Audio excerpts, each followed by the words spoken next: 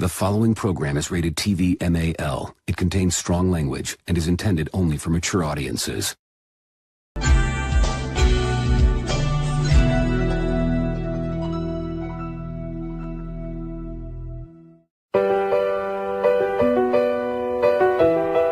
We have to go back!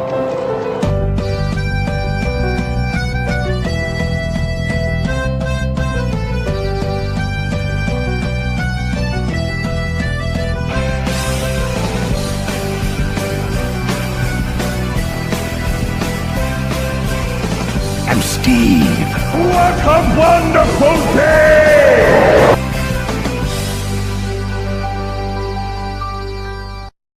Oh God, I have a feeling this episode's going to be the most self-indulgent thing I've ever done, and that's saying a lot because I've done a lot of self-indulgent things. I mean, my God. I mean, people, I said before last week that whole part with me reviewing Andor is going to be blue balls. Yeah, no, we're going balls deep now. We're going all in tonight. Where we are. Jane will be here in a second. But I want to comment briefly on the box office. I don't know where the fuck Soren went, but I'll go over it anyway. The box office, Memorial Day weekend, it's the biggest Memorial Day weekend ever, which is a good sign. It means that our weekend, our movies, everything's healthy at the box office right now. Lilo and Stitch made $102.6 million, despite the fact that the movie is very, very divisive to the point where I've seen several posts on the internet shitting all over the movie, especially on Reddit and especially on Letterboxd. So, what does that mean for excommunicado? Okay. I wanted to wait until Chayton came back here because he's going to review the movie later, but I need to address this now. I really do. Because y'all were saying, oh no, no, why? I don't want any more Disney rigs. Oh no, Lilo and Stitch. Oh, that will be the saving grace. Oh, that will be the one that will do it right. And now everybody's bitching again. This is what you get. This is what you get. How about if you're really sick of the Disney remakes, stop paying for them. You just justified with $182 million opening weekend that they're going to make more. Sorry, but that's just how it is. If you went to go see Mission Impossible and possibly help it break even, maybe this would have not helped matters. But no, look where we're at now. Mission Impossible is considered a big flop already, straight out of the gate.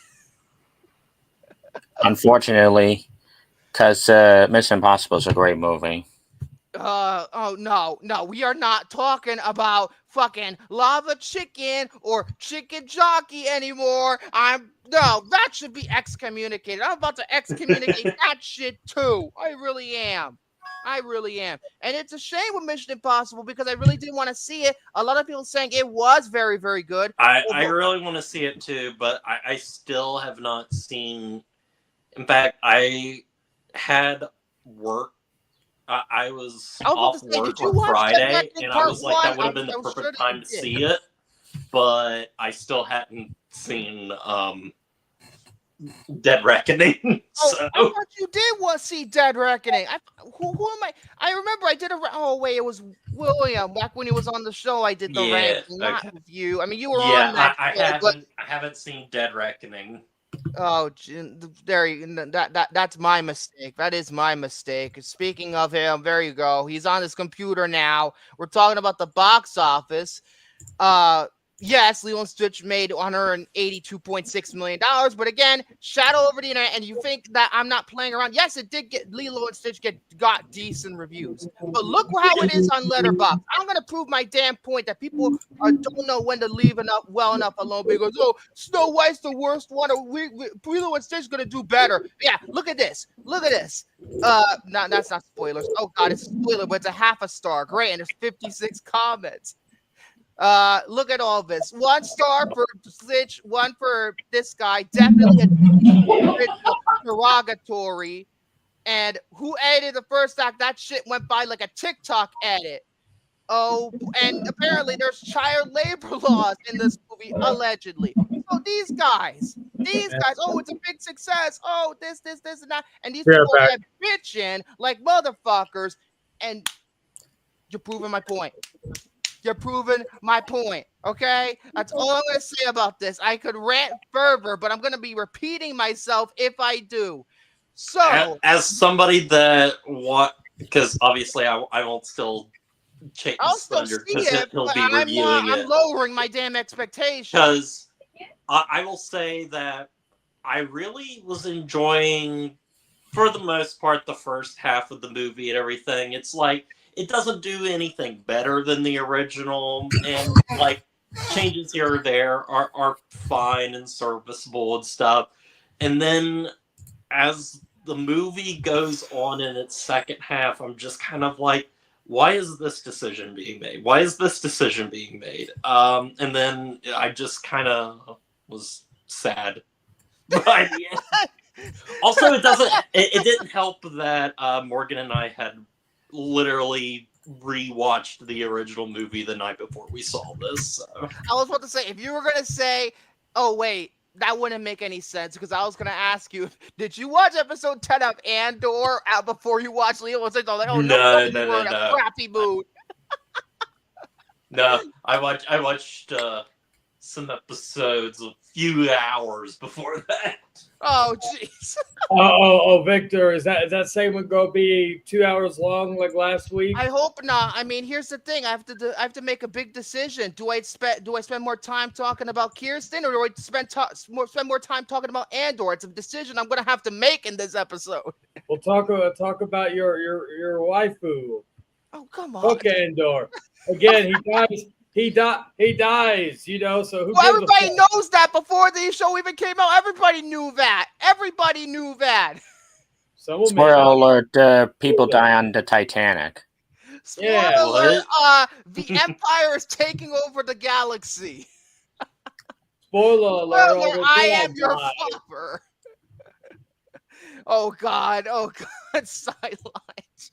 Oh my God, I'm going to have to make big decisions here. As for next week, I don't know what's coming out next week. I don't know. The new Wes Anderson movie. Oh, bomb. When is the Karate Kid? When is How to Train Your Dragon? Oh wait, Karate Kid does come out. Who gives a fuck about Karate Kid? Apparently nobody, because apparently it's getting bad reviews. Bring Her Back comes out this week too, which is fucking excellent. I think it got bad reviews. I heard it was bad, but I don't see any reviews yet. That doesn't sound fun. What, for Bring Her Back or Karate Kid? No. I'm not talking about that. I'm talking about if I see reviews for Karate Kid, but no, apparently not. Apparently they already have the full fucking plot synopsis on Wikipedia because it premiered in fucking Mexico a few weeks ago. Yeah, I was gonna say the only two movies that are coming out this week is Karate Kid and Bring Her Back. I implore everybody to go. And then next week will be How to Train Your Dragon, I think. Okay. No, Ballerina. Ballerina, then Dragons. The Dragons. Yeah, because I know this because I'm watching Ballerina next Thursday. So. Ballerina and also I have no faith considering the trouble production it had. The animated Predator. Oh, but that's a streaming movie. That's different. That's a streaming movie. I want Predator Badlands. I'm going to watch the animated one. Don't get me wrong. I am going to watch it probably day one, but I'm looking for, and again, I have a fucking live action bias. We got our Superman merch in the store. I'm so happy about that. Like, they're promoting dog food with crypto now. Oh, not cryptocurrency. I mean, yesterday I got, because Dairy Queen has a new Superman Blizzard out. I got that yesterday. I don't even have a Dairy Queen near me. I don't even have a Dairy Queen. Honey. Oh boy. Can you come out here? Rant time. Is there anything wrong with DC right now? We haven't. Well, before the Catwoman movie. We gotta go to Dairy Queen right now because they have a Superman Blizzard. Yeah, it's sugar cookie dough and cake batter with sprinkles. Oh, we gotta go now. Fuck Chocolate this. With sprinkles. No offense, guys. Fuck these guys. We gotta go get the new Blizzard. Wait a minute. So the Schumacher cut exists, but David Zaslav deleted. Oh, they were supposed to screen it, and then they shut it down.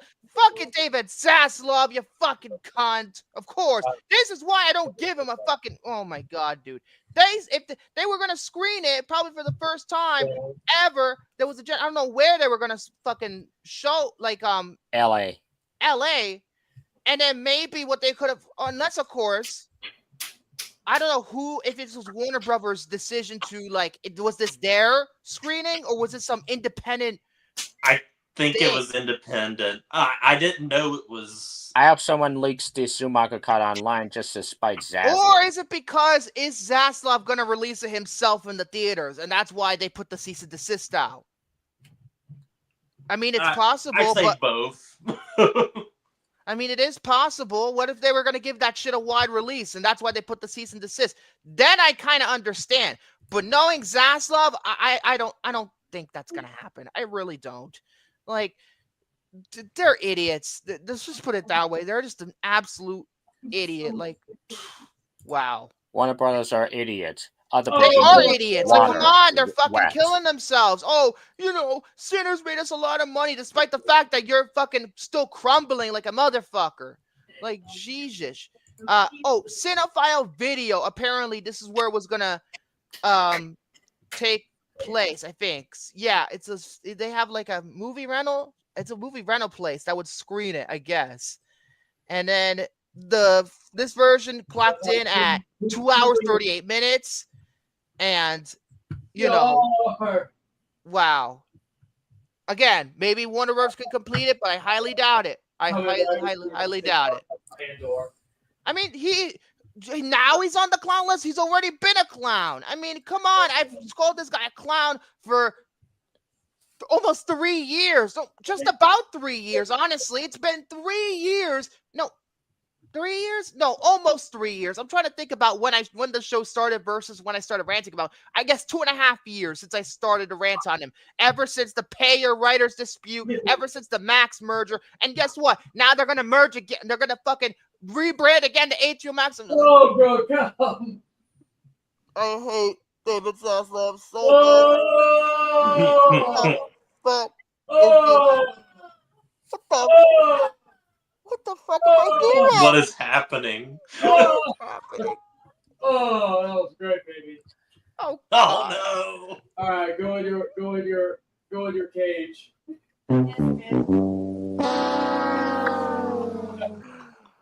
All right, guys. Jesus Christ.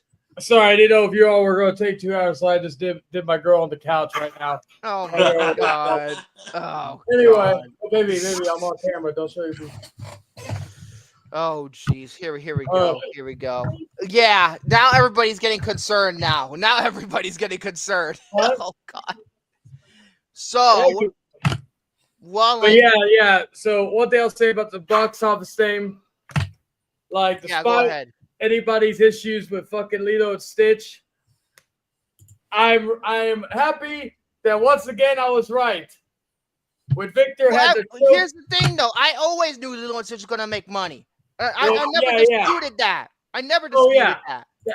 No, that part, Victor. But when I fucking vanquished and mauled the great Count Victor when he says, "Dude, are we still up about that?" And then I was right with that. And then I said that this movie was going to make as much, if not more, than that cunt of a film Snow White. 1 second. I'm actually but again, Stitch is a cunt, too. He's one little shit. He causes nothing but chaos. He's one big fat cunt, too. Like I said before, I'm not holding anything back. People are still shitting on this movie. People want it to die. It's all your damn fault for paying money to go see it. How about go support Mission Impossible? But no, we want to support real cinema. Yet these people went to go see Lilo and Stitch. You want quote unquote original films? How about go pay your money to see them? That's all I'm saying. That's all I'm saying. Come on, dude. Let's face it, Alio's gonna bomb too. Well, no doubt about that. They just started the marketing literally about a week ago.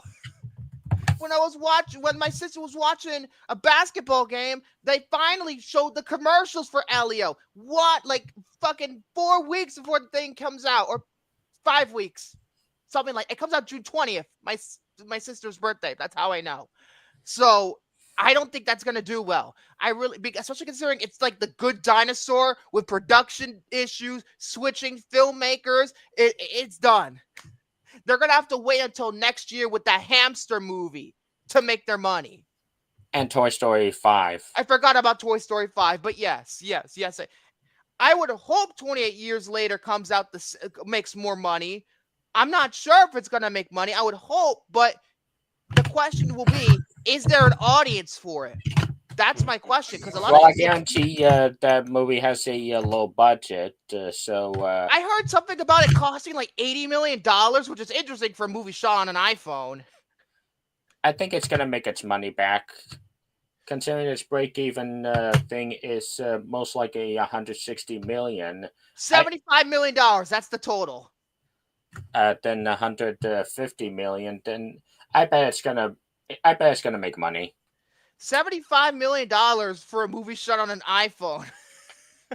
I will not. I guess I know they use expensive equipment to make it look better, but they still shot on an iPhone. Hopefully, it's gonna be better than Unsane or any. Okay, Steven Soderbergh did not use iPhone on Presents, although you could argue he might have used a drone, but we haven't been able to clarify that. But hopefully this thing makes its money back so that the second one makes their money, and and they can make the third one go.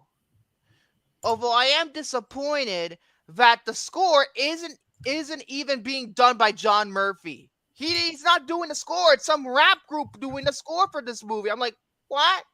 Why not John Murphy? His theme is iconic. I would hope. I think it's because he's too busy with Superman. Well, then again, he had to get another composer to do Superman. There's two composers. I forget the other one. The other one worked on the Last of Us television series. But, okay. Oh, David Fleming. Yes, David Fleming. F1, that's going to bomb big time. There's no doubt in my mind it's going to bomb because... it's going to flop. Yes, Brad Pitt's a star. I get it. But the budget is $300 million. Yeah. And besides, there's not really that much of a market for racing movies. I mean, yes, Ford v Ferrari made money, but then again, it's not even a third of the budget of F1. Yeah, and apparently, in terms of the runtime, the movie runs 153 minutes. It's a pretty lengthy movie. I don't know how that's going to do in terms of box office. It's going to affect box office returns. So, I don't know. We'll see.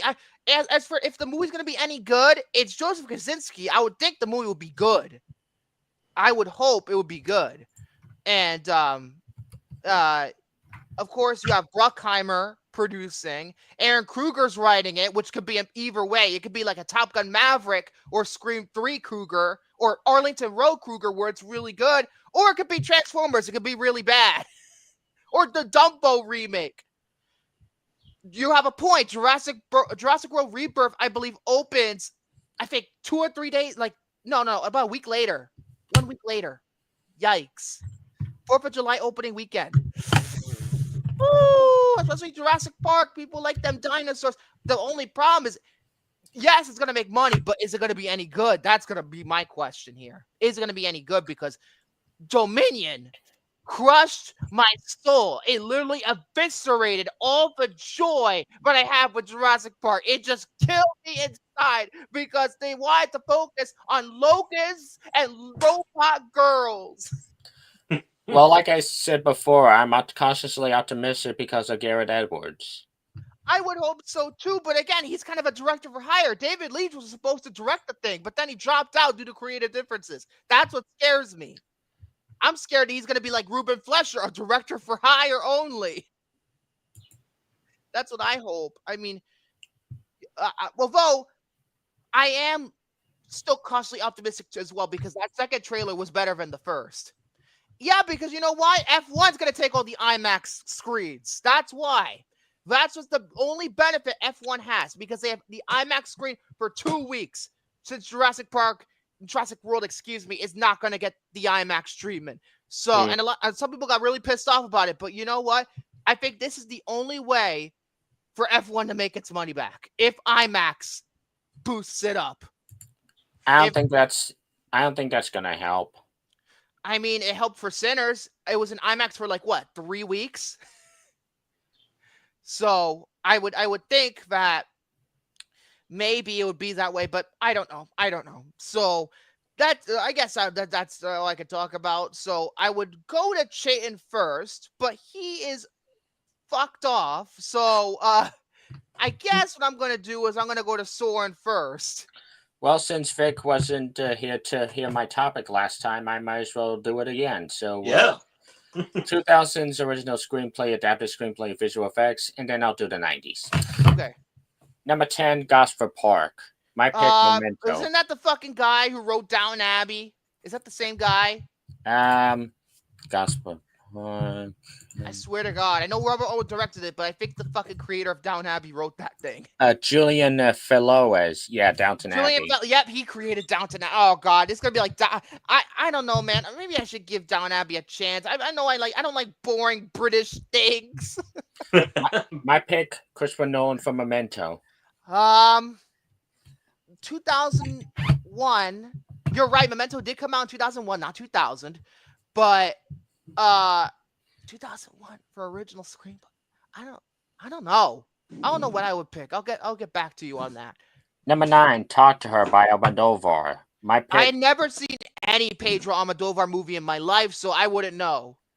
My pick, Gangs of New York. No, isn't that based on a novel though? I don't know if it was. No, it was inspired by a book. It wasn't based on it. I guess you would be right. Number 8, The Hurt Locker. Great movie, but not a screenplay film. It isn't really a screenplay film. It's more about the directing and the acting, in my opinion. My pick, Up. 2009. Yeah, I guess I would. No, I take that back. Avatar. Fuck you. It is a screenplay film. Fuck you. Or District 9. One of them two. District 9's adapted screenplay. Ah, fuck. What was it adapted from? From a short film. Damn it. The Avatar. All the way then. Number 7, Milk. I've never seen that. I want to see that. My pick, Tropic Thunder. I still haven't seen Tropic Thunder. I know. Number 6, Crash. Fuck Crash. My pick, Good Night and Good Luck. 2005. A lot of the ones I like are adapted, so I don't know what would I pick. I guess in terms of the original, the best reviewed one is I picked was a history. No, that's based on a graphic novel. Fuck, I forgot his DC comic. Okay, nominated were Crash, Good Night and Good Luck, Match Point, Squid the Whale, and Syriana. This is bad. Elizabethtown, I don't care. Fuck you guys who hate on that movie. Number 5, Little Miss Sunshine. I've seen the first half, not the second half. Number 4, Juno. Oof. Juno? Love Juno. Let's talk about a movie that hasn't aged well. Number 3, Almost Famous. Yeah, I would go with that, would I? Yeah, I probably would. Number 2, Lost in Translation. Hell no! I think that's my least favorite Sofia Coppola movie. Out of all the ones I've seen, which pretty much seen only most of her work except for 2 movies. I haven't seen Somewhere and I haven't seen Priscilla. Number 1, Eternal Sunshine of the Spotless Mind. Oh, hell no!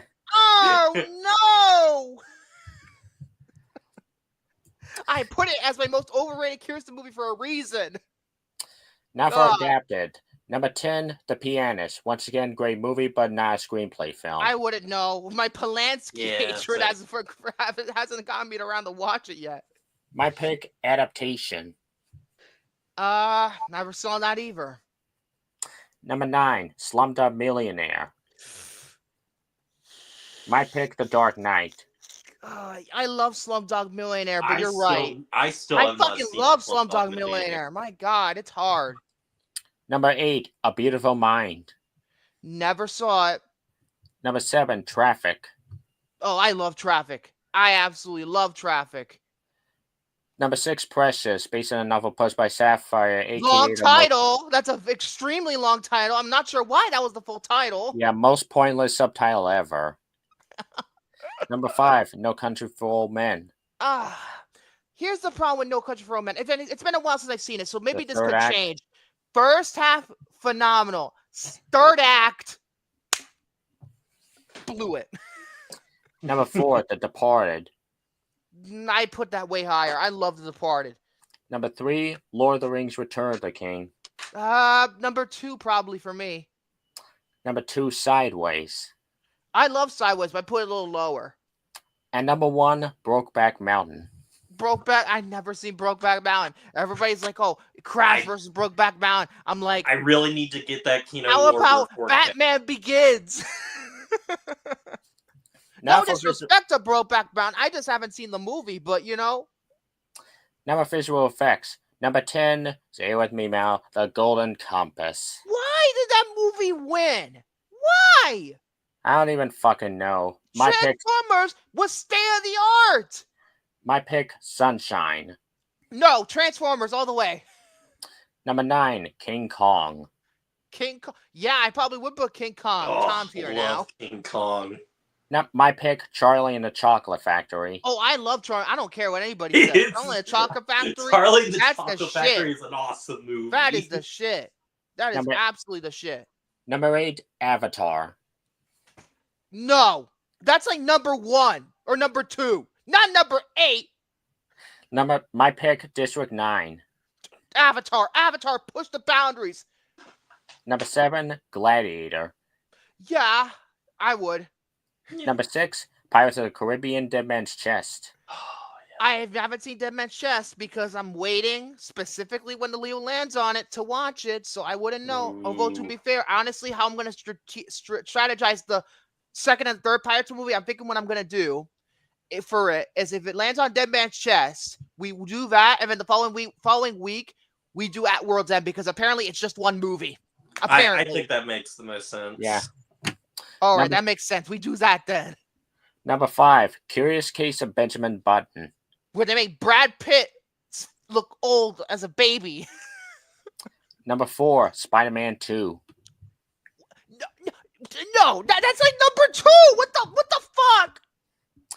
And number 3 to number 1, the Lord of the Rings trilogy. Oh, that's why. The fucking Lord of the Rings.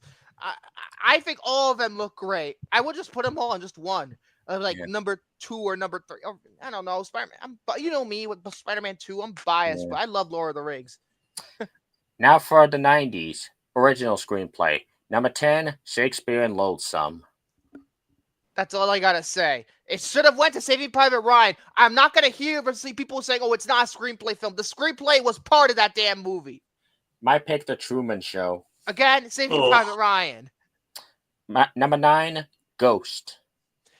You know, I've seen Ghost, but not in a very long time. I was a kid, like a little kid when I watched that last, and all I remember was that Tarzan killed Patrick Swayze, and he had to get his revenge on him, and then the Demi Moore was like his ex or something, and they had to fall in love. It's been a while since I've seen that movie. My pick, Cinema Paradiso. And I know you're all going to say, oh, but I want the foreign film a couple years back. It didn't come out in the U.S. until 1990. I thought it was 89. I don't know. No, seriously. I love Cinema Paradiso. So which version should I watch? The Weinstein cut or the longer cut? Well, people said the Weinstein cut was better. I have only seen the Weinstein cut. I kind of want to get the import of the 4K because I think it comes with the longer cut. Yeah, the Blu-ray I have has both cuts. Oh, okay. Anyways, number 8, The Crying Game. I have never seen that movie, but I know the twist because everybody knows the twist. My pick, My Cousin Vinny. Oh, that's a good pick, My Cousin Vinny. That's a really good pick. That's a good pick. That's a good pick. Number 7, American Beauty. A couple of years ago, listen to me. Before Kevin Spacey got busted, I would have put it higher. But now, I put it right next to Shakespeare in Love. I don't think the movie has aged well at all.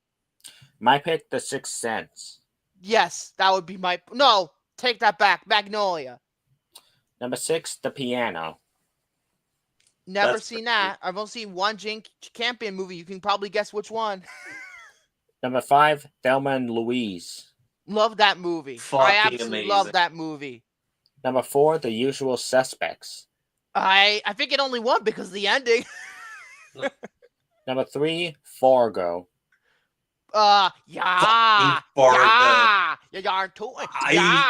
I just watched Fargo for the first time ever, and it is one of my favorite movies. It's a fucking fantastic movie. I haven't seen it in years. I need to watch the TV show because season 2, Kirsten's in it. So I don't know why I haven't gone around to it yet. Number 2, Good Will Hunting. Oh, yes. Good Will Hunting. That movie's the shit. That movie is the shit. And number 1, Pulp Fiction. Yeah, I wouldn't be so voted. I love Fargo. It's something tells me it did deserve Best Original Screenplay, but I'm a biased prick. I should have just went with Jerry Maguire. I really should have, because that movie means way too much to me than you will ever know. But I love Fargo. Don't take it away from me, because I love Fargo too. But Jerry Maguire is my favorite movie of all time. Now for adapted. Number 10, Dances with Wolves. Oh, that's not really is that more about the Costner ego direction than the actual script? Yeah, it's more the direction than anything. My pick, Goodfellas. That's arguably more about the direction too, but then again, it has some quotable lines. Am I a clown? Do I amuse you? Number 9, The Cider House Rules. Oh, I like that movie. I don't care what anybody says. I like that movie. My pick, The Insider. That's one of the few Michael Mann movies I haven't seen. I gotta get around to it. Number 8, Sense and Sensibility. Boring, British things. Although Ang Lee is a good director when he's given the right material. I still need to see that. My pick, Leaving Las Vegas. Oh, I have seen Leaving Las Vegas. I'm thinking about it. Yeah, I think I would pick Leaving Las Vegas. This is because the script is very good. It's just some of the direction's a little iffy. That's the only problem with that movie. But with all the slow motion, I hate that shit. But I love the movie otherwise. Number 7, Forrest Gump. It won, right? I'm pretty sure it did. Yeah, won. Shawshank. Yeah, my pick, Shawshank. Number 6, Sling Blade. Believe it or not, I've never seen. Everybody tells me to watch fucking Sling Blade. Potatoes. I have not seen it since high school, so that's the only scene I know with the fucking mashed potatoes. That's the only scene I know. Number 5, Howard's End. More boring fucking British costume dramas that would make me fall asleep if I watched it. Number 4, Gods and Monsters. It's funny because Bill Condon wrote that movie. And then he did Twilight, breaking down parts 1 and 2. At least he redeemed himself with the Beauty and the Beast remake. I beg to differ. That's one of my least favorite of those remakes. And let's see how he does with the Kiss of the Spider-Woman reboot. It got some. I think it premiered at Sundance. Believe it or not, I think, and it got some pretty decent reviews.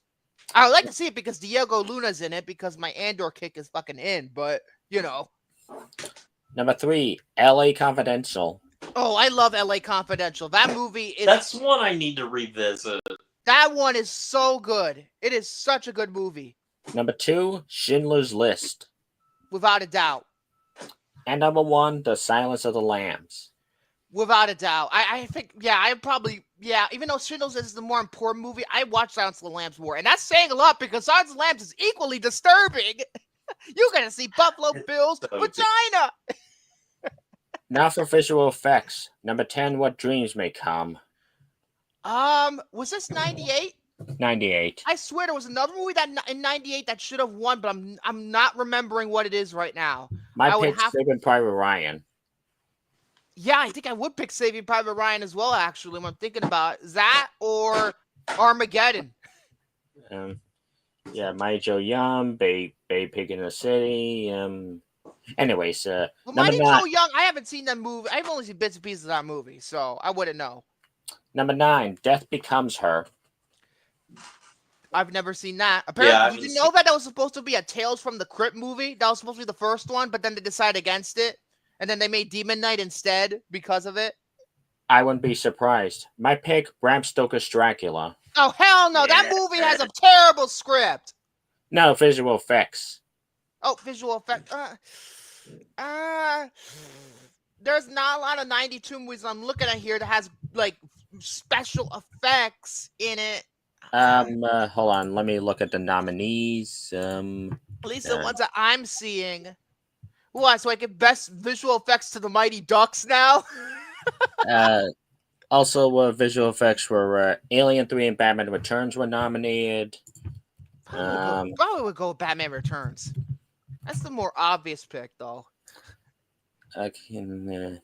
Anyways, I said yes, Armageddon should join. You better listen to Ben Affleck criteria. You listen to him.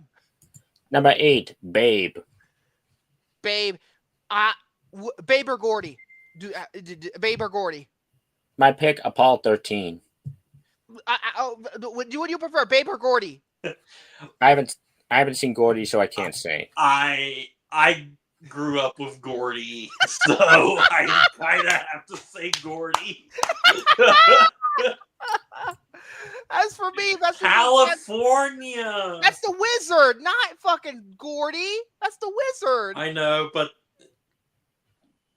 number he 7. has to go to... Oh, he has to go to California in that movie? I don't know. I never seen Gordy. Number 7, Independence Day. Yeah. Number 6, Forrest Gump. I put it a little higher mainly because of what it did, like the impact that it had. Number 5, Total Recall. Oh, Total Recall? The movie looks gorgeous to this day. Number 4, Titanic. I put it like very high. I think I put it higher than you. Number 3, Terminator 2, Judgment Day. That's number 1. Are you kidding me? Oh no! You'll see. Number 2, The Matrix. Yes, I like it where it's at. And number 1, Jurassic Park. The visual effects for Jurassic Park were state of the art, but switch it. Switch the 2. Switch it. All right, that's it for me. Terminator 2 was more revolutionary because the T-1000 and the liquid form, it was like one of the first real CGI characters, other than young Sherlock Holmes. But actually, yeah, switch Terminator 2 and Jurassic Park. Jurassic Park 3 and Terminator 2. Terminator 2, you realize the impact those effects had? James Cameron loves to push the visual effects. I'm surprised that True Lies wasn't nominated for an Oscar for visual effects, unless it was, and I'm not remembering. But I think it was. Oh, never. Last Action Hero. It's gonna be Last Action. To be fair, I like Last Action Hero. Yes, it did poorly because of Jurassic Park, but I like Last Action Hero. I can defend that movie. I just don't like the matte paintings at the end of that movie, like the visual effects at the end. And then you obviously see Arnie's stunt double way too many times in that movie. You could see the stunt double visibly. And people thought the kid was annoying. I didn't think the kid was annoying. I thought he was fine. I don't know about My Girl 2, which apparently was also in, but again, I hate the first My Girl. I hate the first one. Oh, Macaulay Culkin in that movie deserved what he got. Anyways, you fucking with those bees, you see what happens. All right, so that's it for me. Stay tuned for the 80s. I guess that Shane is still not back, nor is Tom, even though they're both here. I'm not sure what's going on here. So I guess I'm here. I was just letting him talk. There you go. There you go. There you go. I guess Shane was not. I guess Tom will go now because now that he decided to talk. Yeah, I didn't want to interrupt because I didn't know exactly where he was at, so I didn't want to just interject. Okay. I'm here. I'm back. Yes, as you guys know, I usually get in about 30 minutes later due to personal stuff. So here I am. I guess this topic this week is in general.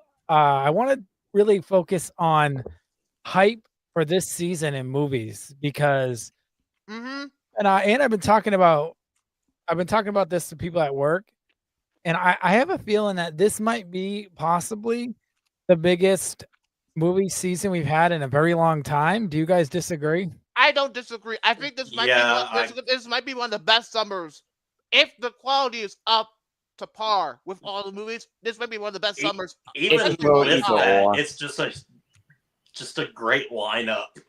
Yeah, without a doubt. It's like the most excited I've been for a summer in God knows how long.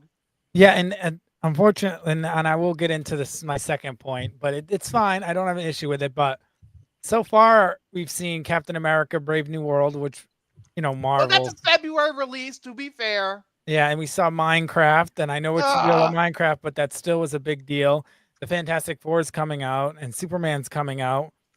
Thunderbolts is out now. I haven't seen it yet. Mission Impossible, Jurassic World Rebirth, and 28 Years Later is this year, correct? Yes. Yeah. That's a big release. Final Destination Bloodlines, which just released. And I heard it's very good. Yeah, and Lilo and Stitch came out this week too. Yes, that's a big one. I think Zootopia 2 is coming out this year. No, that's November. November. That's Thanksgiving. There's the it's gonna face off against Wicked. Spin-off Ballerina. Or what it should have been called, but they changed it. Yes. F1 and Elio are gonna bomb. F1 will bomb. Elio's probably gonna bomb too. I don't know. I know what you did 20 summers ago. When's the new Avatar come out? December, because it always comes out in December. Okay, so either way, let me just make the scope wider then. Fuck so wide. Yay, Lilo and Stitch. The fact that that people were divided on it still. So your point is invalid. Still. It made more money. Your point is invalid. Your point is invalid because the quality of the movie, and people say it's just about as bad. Some people say it's just about as bad. I was frozen today. Thank you. Go ahead, Tom. So let me make the scope bigger. This is the biggest year for movies in general. Bad Guys 2, Naked Gun. That comes out. The Conjuring. Right? The Conjuring comes out this. No, I don't give a shit about The Conjuring anymore. The two Brandon movies. Still, I mean it's kind of like the end of an era with it is. Now after another. Thank God they actually decided to pull the plug on it. Who gives a fuck about The Conjuring? Who gives a fuck about Wicked? Five Nights at Freddy 2 comes out this year too. Mm-hmm. Oh, Wicked's gonna make money, Shane. The first one made money. The second one's gonna make money too. Yeah, Predator Badland comes out November. I hope that makes money. So my point is, I can't remember a year where there was this many. Like the movie theaters should be bumping. I mean, they're getting such a good lineup. Like this is an all-star. I have reason to believe Sinners saved movie theaters. I have reason to believe that it's saved that or a certain movie that you blacklisted. Excommunicated. Fuck Minecraft. So here's my issue. Here's my issue, though. Now this is great, and it's not my issue, actually. It's what I'm hearing people's issue is. And someone at work I spoke to, we're talking about movies, and they do tune into the show from time to time. So shout out, you know who you are. My issue isn't necessarily this issue, but there are people that have this issue. There is nothing original. And I'm going to present this question to the chat and to you guys. Now, again, I don't really necessarily agree with this, but it is something that's on people's mind. Everything that's in the movie theaters, although be it good, are feeding off the strings of nostalgia. It's IP. It's IP driven. A lot of things it's been this way for years. It's been IP driven for years. The only really successful original movie so far this year was once again Sinners. And Minecraft is a nostalgic thing, even though it was the first, but it is a nostalgic thing to many people. I mean, Minecraft is original. It's not. It's Sinners not. is the only one. Minecraft came out in 2000. And here's the thing: Minecraft came out. Companion was an original film. But didn't that bomb? No, it didn't. Okay, good, because that movie was great. Companion was the best. It's the best film of this I've seen so far this year. Still. So just off of a quick glance, I can think of like 20 movies that are coming out this year that are all feeding off of nostalgia. And I don't really know if that's a good thing. Oh, Mortal Kombat comes out this year too? October. Oh, yeah, I completely forgot about that. Yeah, don't wonder I completely forgot. I'm excited for I'm excited for all these movies. Every single one of them. But I know some people aren't. Again, they're all feeding off nostalgia. Even the kids' movies like Dogman, which is a book from a lot of kids' child. Captain Underpants offer. Yeah, even that's feeding off nostalgia. It's based off a book on its own, Dogman. So yes, and here's the thing: we can sit here and debate this all day, but this isn't necessarily any. For fuck's sake, man. Just stop. Just stop. God, no. Hell no. Jockey. In my ass. So funny. Maybe I should go balls deep on Andor just to piss you off. Now, here's my. It's officially an afterthought. Finish your thought. So a lot of these, to wrap this up, a lot of these movies are feeding off of anybody that's in their 20s, 30s, and 40s nostalgia.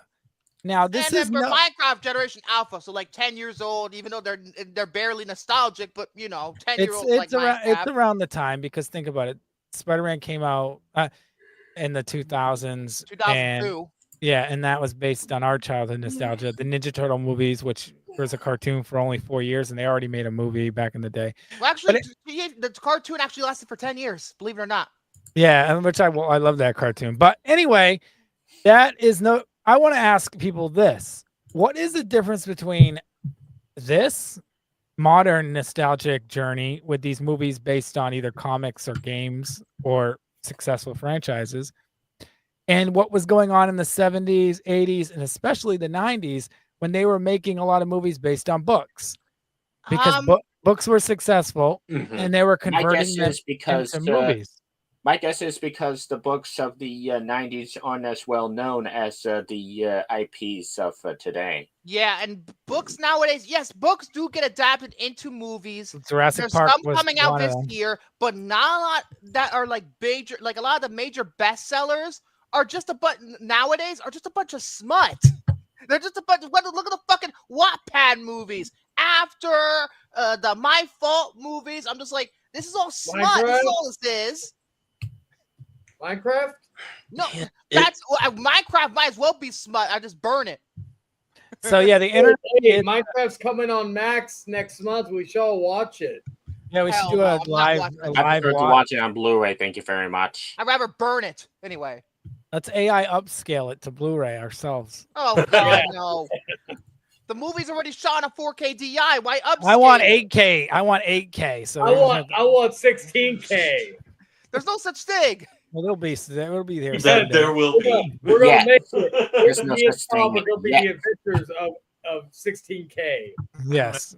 And also another difference between the IP and the book stuff from like the 70s, 80s, and 90s. There was no internet. So that means you actually had to talk to somebody if you didn't like somebody. You have to talk to somebody. Well, not necessarily. I know, right? One second. Hello, Victor. Oh, look at or like not necessarily. That's not necessarily watch true. This way, but on TV. I do just think that like every 10 years or maybe even longer, like we just go through like a different phase of what is like popular or what is in. So I'm wondering what is in now, because the first 5 years of the 2020s have been terrible. Gaming.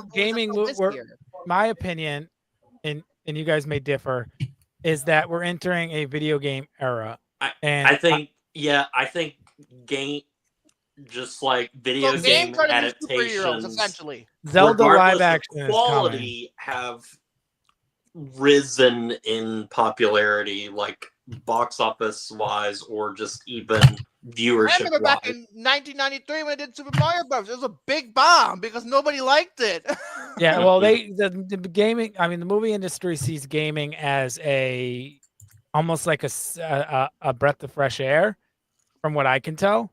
Mm-hmm. And I think that the more successful gaming movies we get, the more likely we're going to start getting, unfortunately, gaming slop movies, which it's going to happen. Hopefully not, but it will happen. But if successful directors see gaming as a way to make a paycheck, then they're going to get involved too, which means it increases the chances of having a decent movie based on your favorite IP. And that's especially why I don't like Minecraft, because the guy you did Napoleon Dynamite movie, I really can't fucking stand.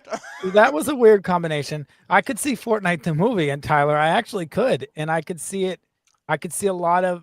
I mean, what IPs would sign on to that? I mean, you make a Fortnite movie, it's instantly, going to make as much money as Honestly, they're going to do Call of Duty first before Fortnite. And I could see all the IPs that could get involved with a Fortnite movie. And I Call mean, of you're Duty talking is about an easy movie to make. It's just a military thing. See that's Call of Duty movie. A Duke Nukem movie would be pretty crazy too. Not with Uwe Boll though. Uwe Boll is one that's fucking terrible.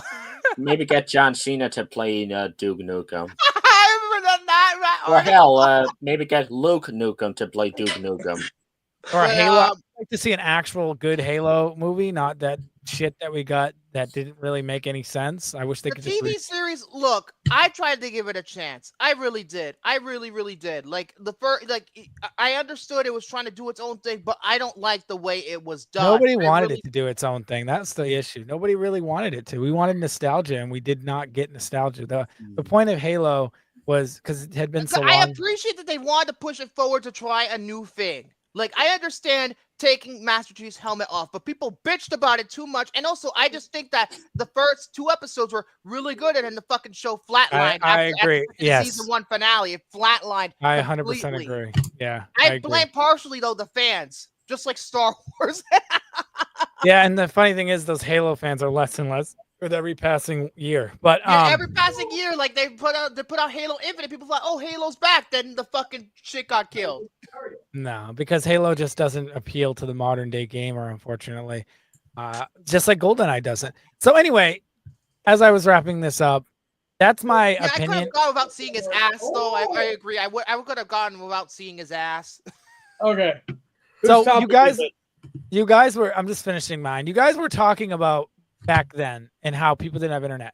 You are correct. People didn't have internet, but you guys are forgetting something, and we probably don't know this, but I'm sure anyone that's older that might watch this knows this. People did communicate via or had informed via magazines or newsletters in the 90s, and That's people right. And also was Cisco Nebird on TV. Yes, there were movie hotlines. Y'all may not have known there was a thing called writing a letter. Yeah. Yeah. And actually, to be honest, letters are more likely to be responded to nowadays than your DM on Twitter. Yeah. So, yeah, that's how Tom we talk. Ain't that right, Tom? We just write your letters every yes, me and Chayton no longer communicate via any other method other than the U.S. Postal Service. Yeah. Oh my God. Yeah. Like, sometimes I get a carrier pigeon. Dear Tom, it is the second day of the month of June. Oh, I wish to inform you that the Outcast is on this day. I was going to say something to add to this, and then I just Your lost train of thought happens. So hotlines were huge also, and actually back in the 90s, people did radio shows or what we would consider podcasts via hotlines where you could just call up and listen to people talk, and you could leave your voice, almost like the predecessor to what we now call podcasting. So like all that did exist. And I don't know how big it was. I don't think any of us do because we really weren't around back then. I'm not old enough to experience that kind of stuff. But that stuff did exist. Youngling. That stuff did exist. And I slightly got involved in the wrestling scene because one of the guys I listened to did do it in the early 2000s. But again, he also live streamed it online. So I didn't really have to listen to the hotline. He just also live streamed it. So there was no point. Although there were times where I didn't have internet and I could listen to his show. You call a number and his show would be playing 24/7 on the hotline. It was crazy. But that's kind of like what people did back then. So yes, you say internet didn't exist, but people still found ways to kind of communicate and get their opinions across, albeit maybe a smaller portion. It was smaller scale though compared to the internet. Nowadays, but you were more focused on actual fans. You didn't have dumb fucks coming in that know shit. Oh, like 5 years me, old I'll get to that. That. Don't know Trust me, I'll get to that because I have some words to say. The problem is you got stupid idiots that are like 7 years old on the internet that talk like they're 17, and then you got 20-year-olds that think that they're 17, and they're like all agreeing with what really is a 5-year-old, and they're like. And then they're like, all of a sudden, AKA most of the audience for Minecraft. And I'm gonna be honest, the majority of the audience is under the age of 18, but nobody knows it because everybody's anonymous, and we treat them like they know something. If we actually were to find out who they were, I bet you 2/3 of them are bots. Victor, I will let you know I will be reviewing mine whenever Minecraft does come on Max. I'll review it on whatever episode. Oh, jeez. So if the majority of the internet is either kids that aren't taken seriously outside the internet and or dumb fucks and bots, in reality, is that really a good parameter to judge how movies are doing? Probably not. No. Honestly, the internet is not the place to find out. Social media, I should say, is not the place to find out how good a movie is. You go to fucking Box Office Mojo or whatever you do, or look at what they're saying on like the Deadline and Entertainment Weekly, Hollywood Reporter. Those are legit sources that I usually get my news from in terms of movies and things, because frankly, we don't go to fucking Screen Rant to go look at movies because they make a bunch of their bullshit, and they're a season 6 hater, as Jared proved a couple of years ago. Oh, so you only hate them because they have a different opinion of Lost? No, Before that they sucked. Their list sucks. They've Lost sucked is for years. overrated. The problem with Screen Rants, is they're social media farmers. So what they do is farmers. That's all they do. It's fucking engagement farms. It's like the majority of wrestling creators. And it's the majority of wrestling creators too, and that's a whole nother community where they farm fucking like, oh my god, Jesse the Body Ventura said some stuff on Saturday night. Let's farm it, even though who the fuck cares what he says? It's what he says. It's Jesse the Body Ventura. This is no different than what he said. Oh my god, AEW is in trouble for the 400th time. They farm fucking views like crazy, and How there's dare you talk about AEW like that, you swine? So I think the lemon, you pig. So I think overall, yes, you need to get your sources correct. And even though we may say that internet didn't exist, I really wish it didn't sometimes, because people really trust the wrong sources and or jump on bandwagons that are run by adolescent children. Oh boy, I that reminds me. When I get to my topic, I have something that reminds me similar to that. Anyway, yeah, that is my topic. I think this is a really, really unbelievably good year for movies in a long. I'm talking like at least a decade, And I know some years are better for horror. This is not one of them, although there are some good horror movies coming out. 28 years later, I Know What You Did Last Summer 3. I think there might have been another one I'm missing. Companion is not a horror film. I consider that a thriller, so I'm not counting it. Well, I consider a lot of horror movies these days thrillers. Like I consider Final Destination a thriller. I never got scared. Final Destination never scared me. It's never been supposed to be scary. Saw never scared me either. Saw was a thriller. So yeah, the first one's a thriller. The rest are horror. That's how I feel. Really, I never was. Saw always just made me go like, oh, that's disgusting. Because like, the second and third ones, they put all the torture in it. The first one didn't have that much torture in it. It was supposed to be a thriller. But torture doesn't scare me. I get it. Horror, that's just but apparently it scared a lot of people. That's why they fucking made 10 of them. No, people just. What Tom is saying, we need to, since torture doesn't scare him, we gotta go and kidnap him. Well, when I was in Vietnam, I was tortured all the time. So I mean, who's that guy that does like the supposedly like? Is it McCamey Manor? That's a complete like fraud and everything. Who? There's this guy that runs this place called McCamey Manor, and basically you can sign up to be in his like big haunted house thing or whatever, and he's a complete fraud. Because he takes you to his house, he humiliates you by saying like, this is a test run to see if you're ready to go inside my big giant haunted house, and then you never get to the haunted house. How dare you, Hunter? Minecraft is not torture. It's a chocolate cake. It is fucking torture. He's right. It's a nice chocolate cake. Electric stage is torture. Well, that too. Put both of them in the fucking North Bo is Korea. Afraid's torture. The fucking Sneaks movie is torture. Have you watched Bo's Afraid, Tom? I watched the trailer and I got tortured enough. Why the hell would I want to go through? Don't be like some of these schmucks that judge me without seeing it. I saw the trailer and I damn near almost died. So why would I want to watch it? See, that's horror. Bo is Afraid is horror for reasons they didn't realize. Eddington will kill people. I can't wait for Eddington. It's gonna kill people. You shut your whore mouth, Jose. Anyway, Eddington, can't wait for that. July's gonna be a great month. Anyway, right, so that is my topic, and that's okay. As long as you don't mention the Smurfs. Oh, we forgot to mention the Smurfs. I'll get to that one with my topic. Well, I guess I'll go next. And so I have a double review and ranking of the Mission Impossible series. But my first review is Lilo and Stitch. And unfortunately, I was late into the movie, but I watched like the trailers were like 20 minutes long. So so being late meant there was only 2 trailers left. But one of the trailers was that god awful Smurfs trailer. I have not seen the second trailer until that day, and it was awful. I hate myself. Anyway, who is actually excited? I was literally. I want to know. It physically hurt to watch it, and then the Naked Gun trailer came and cured me. Can I test something? Oh, that's what happened with Mission Impossible. Actually, they showed that fucker twice in the both. I want to test something while you're talking, and I'll hold it. I want to test this. If you want to, we don't ever let guests on this show, and no one's joining the StreamYard link. This is a one-time thing for me to test, and this is the only opportunity I'm going to get to test this. If you want to call into the show right now, I have a number for you. Now take this down. It's 702-381-2519. If you want to call into the show right now, call the number 702-381-2519. I want to test this, because I don't know if this is going to work, and the only way to test it is when a program that I'm on. So if you do, say the phone number again.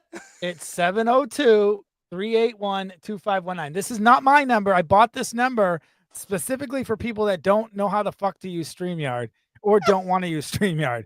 And it's very easy. All you gotta do is call the number, and I got to turn it off Do Not Disturb so people can actually call it. Oh and my God. I can put you on the air. And there we go. So if you want to try it, I know, granted, I would suggest call private if you don't want your number revealed. I'm not going to do anything with the number, but *69, I think, is what you do to call private. I forget. I haven't done it in so long. And I can answer the call. It's 702-381-2519. Anyway, Chayton, sorry. All right. Oh my God. Well, I'd say one other thing, sweetie. After I get done with with my segment, because they're going to take 5 hours with the Andor review. But Jared has to go. Okay, I'm letting you go first. And that means you get on your hands and knees and I clap those cheeks. Okay, all right, sound good. Oh my God. Anyway, huh? And if you call now, Jay will personally sign a copy of Bo's Afraid for you, and he'll include it for free. Oh hell, you better not fucking do that. Yeah, there we go. I will go and pay my own hard-earned money for a copy of Bo's Afraid, because I already got one. And then I'll sign it. Anyway, my point is that Lilo and Stitch, that Smurfs trailer sucked, but as far as the Lilo and Stitch movie, I really enjoyed it. I loved Stitch. I thought this is like the CGI for him was great. I thought Lilo was fantastic. That was the main role I was worried about. I thought, baby, what's the name of that fucking yellow alien? The one with the one eye? I don't know. I haven't seen that movie in 10 years. I know what it is, but I'm waiting for her to say. What is it? His name is Death Star. Oh, who is it, Jared? Pleakley. Yeah. I thought that was great. As far as the Doctor, played by Zach Galifianakis. I loved Zach Galifianakis. My God, when's he last been in a movie? Jesus Christ. This is I the did first time hearing his name in forever. His voice grew on me, but I didn't honestly, I didn't really care. He's fat. I didn't care for him in this movie. I don't know. I think what was missing is it was just Zach Galifianakis' voice. And it was like Donkey Kong with fucking Zac Efron. It was not Zac Efron. Seth Rogen. Why the fuck I say Zac Efron? Rogen. I would compare it to that. Yeah. Lord. Yeah, like that. Pleakley was great. Jumba. Thank you. I didn't have I love that portrayal, but as far as that, Jumba, I didn't really care for him. It grew on me near the end, but still, I preferred the original voice actor. I thought the movie was shot really well. I thought there were some, again, I'm not going to go into spoilers because also my fiance has not seen the movie, so I don't want to go into too much. there were certain scenes that I feel they should have kept in this live action remake that I feel like would have been better, would have been good for the story perspective, the progression of it. But my biggest issue with this movie was I feel like actually two things. There's a specific character that most of you probably know, but I will not say for anybody who doesn't want to know. Specific character that is not in this movie, and they switched it out with somebody else as like the main antagonist. That was my main issue. I did feel like the ending was kind of tacked on. It was rushed a little bit. But other than that, I really enjoyed this movie. Like it still got me emotional in some scenes. I thought Stitch was great. Again, going in this movie, seeing like how they were able to do this in live action. I think he looks good, but my main worry going into this live action remake was the voice, and thank God they got Chris Sanders back to do it, because I don't know who the fuck, some other fuck ass celebrity who would voice Stitch and do it as good as he does. Yeah, so that's one thing. Like Stitch was great. Like basically, here's my thing. And I'll bring up Snow White again. They changed a lot of bullshit for no reason for the Snow White movie, and it suffered because of it. Even though they changed Lilo and Stitch, so what's the point? What's the difference here? I'm gonna threaten right here. What's the difference? Compared to Snow White, they changed almost everything about it, and then with Lilo and Stitch, they changed. Granted, one thing I will say was kind of a big thing, but it didn't ruin the movie. Did it ruin my experience of this movie? Did the certain change, I will not say, ruin the movie for me? No. I still had a fun time. I believe remakes should be different compared to the original. Shouldn't be the same fucking thing A to Z. Well, how I feel. I've always the reason why the Lion King remake, even though I liked it, was the same fucking thing, because they were going to take out Be Prepared. That's what they originally wanted to do. They take it out completely, but then people and that's how you got the half-assed version, because people bitched. Well, and here's the thing. Fucking Disney. I've always said with remakes is that they need to be able, yes, you can change things, but don't mess with the original meaning of the story. And I feel like movies like Snow White, and Snow White's not the only fucking movie. Black Christmas 2019. Exactly. That's my point. They cannot be too similar, and it can't be too different. The reception's always going to be rough. You have to. This is why I'm one of the people who actually think I agree. Hunter, you and I are on the same page. They should be remaking the movies, the Disney movies, the anime movies that are not well received, like Atlantis. That got really mixed reviews. That or Treasure Planet. I'm sorry. Planet, same thing. Try to improve it. Try to improve on the flawed ones. Like, you can remake Pocahontas and make it better than that piece of shit. Oh, Avatar is better than Pocahontas. I will always maintain it. They could remake Minecraft and make it even better. No. Oh. Anyway, let me get back to my thing, because I got other things to take care of for the time being while y'all take 5 hours on Andor.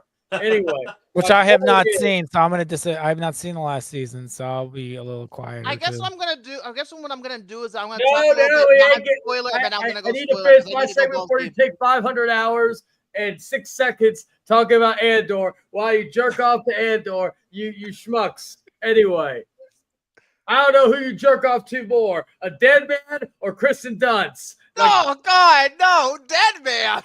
Oh, well, we all know Andor died. Oh, anyway, so you're jerking off to a dead man. I'm jerking off to an island, just like Lost. I'm jerking off to you jerk off to an island, a semi-okay, semi-mediocre actress, and you jerk the fuck up. And you jerk off to a dead man. Anyway. I don't jerk off to Zaslav, Jose. Calm down.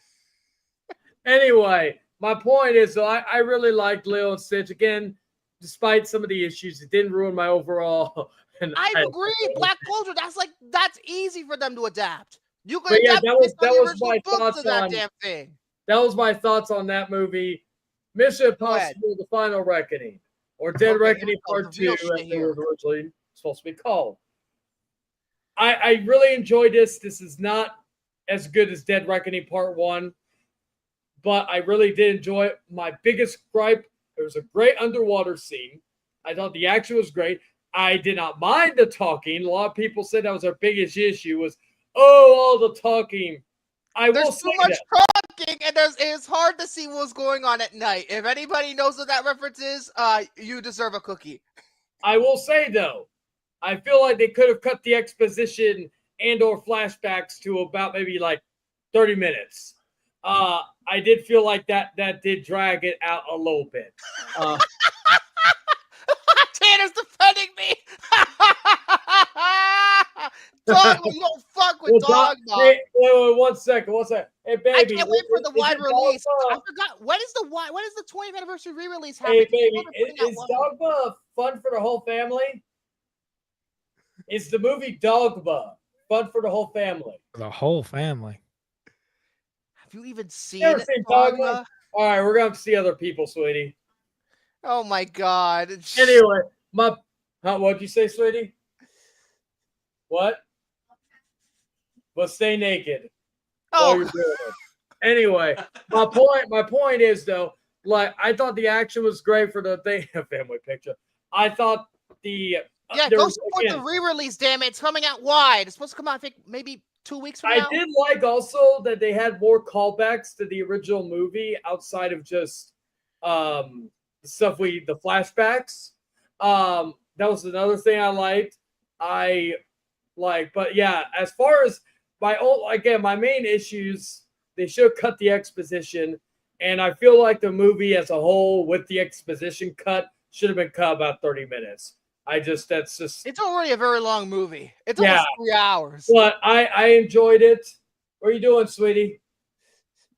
Fun for the my God. Fun for the Ohana. Oh, Jesus. I'm pretty sure Christopher McQuarrie also said something about how he wanted with like the reception of and like feedback from the Dead Reckoning Part 1 that he was wanting to make the Final Reckoning a tighter movie.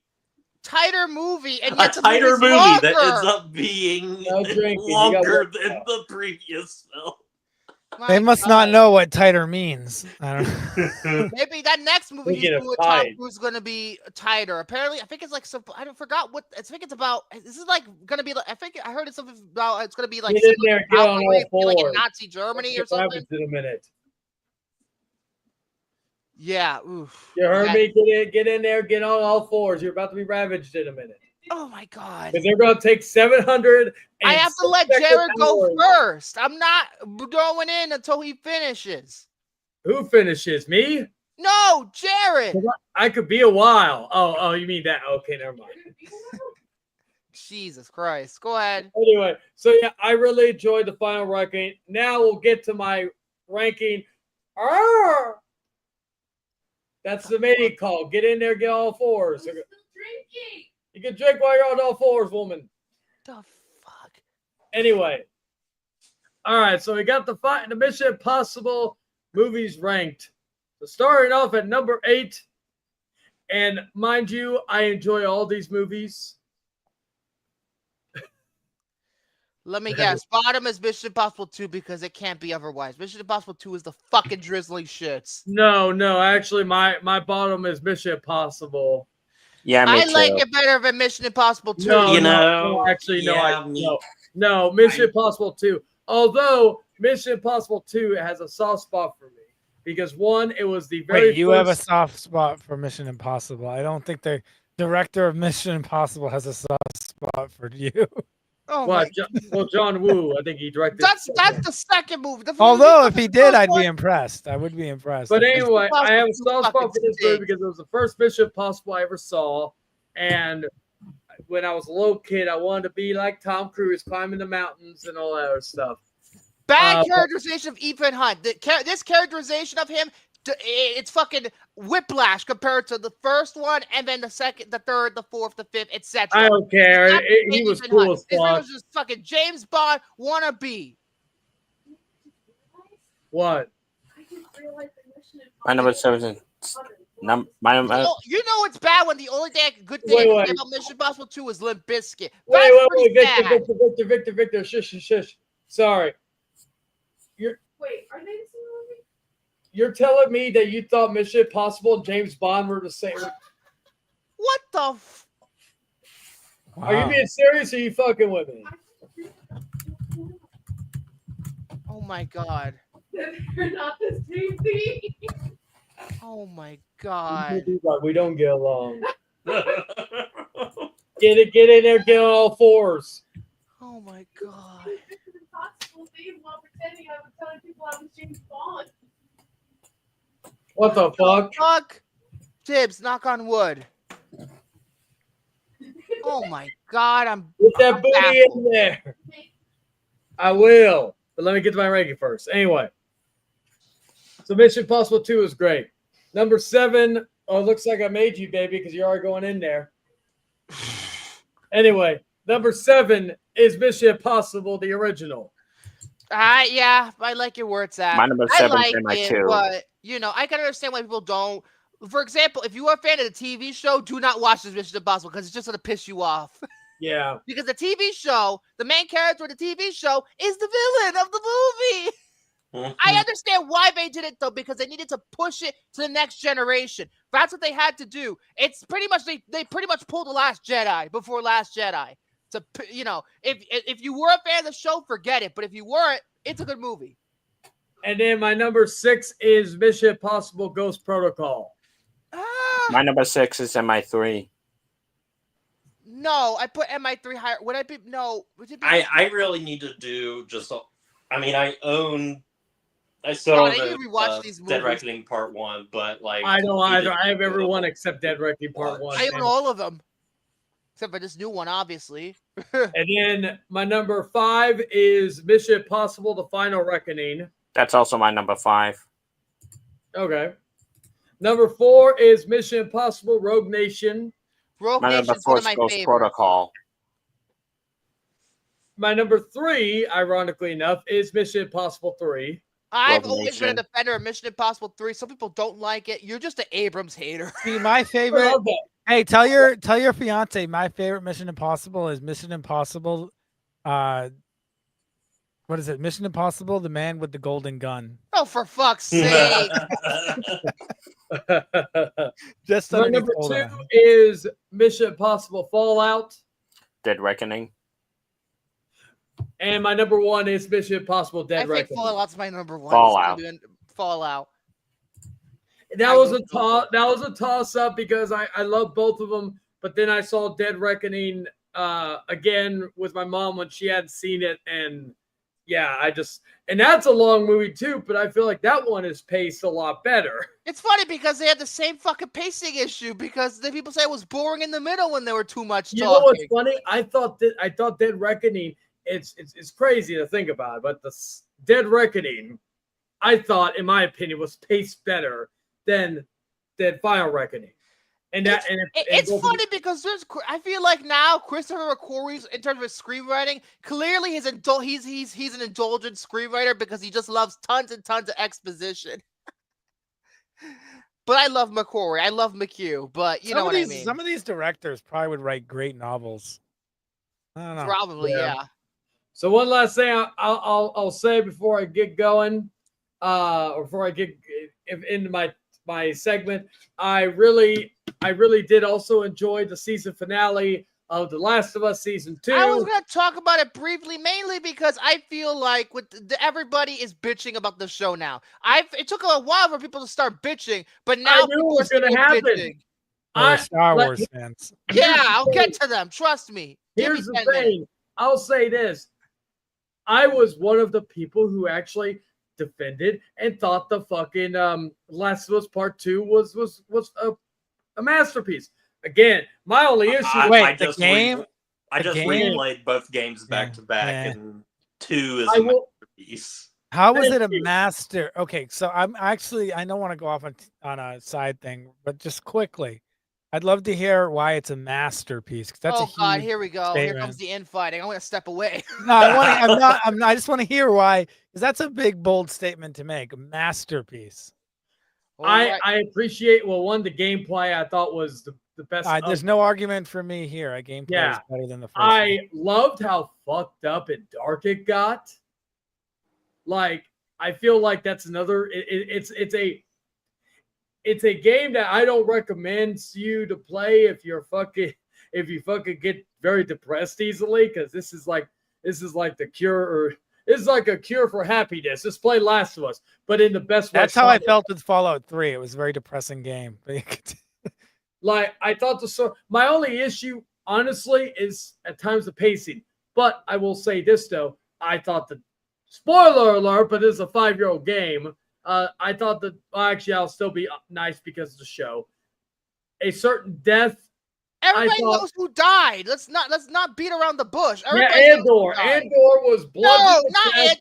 Not The Mandalorian. The Mandalorian. No, and he hasn't died either. Mando hasn't died yet.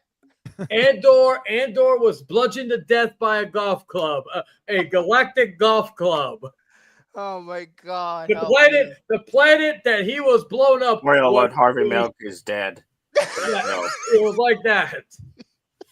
That's how the Death Star blew up that planet with Andor. And it took a little swing and Bob.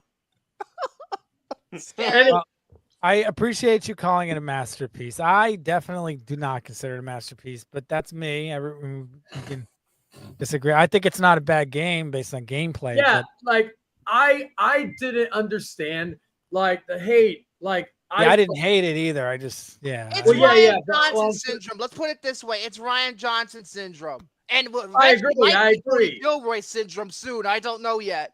Who? Tony Gilroy. He's the showrunner of Andor, and he also wrote Rogue One. But you know.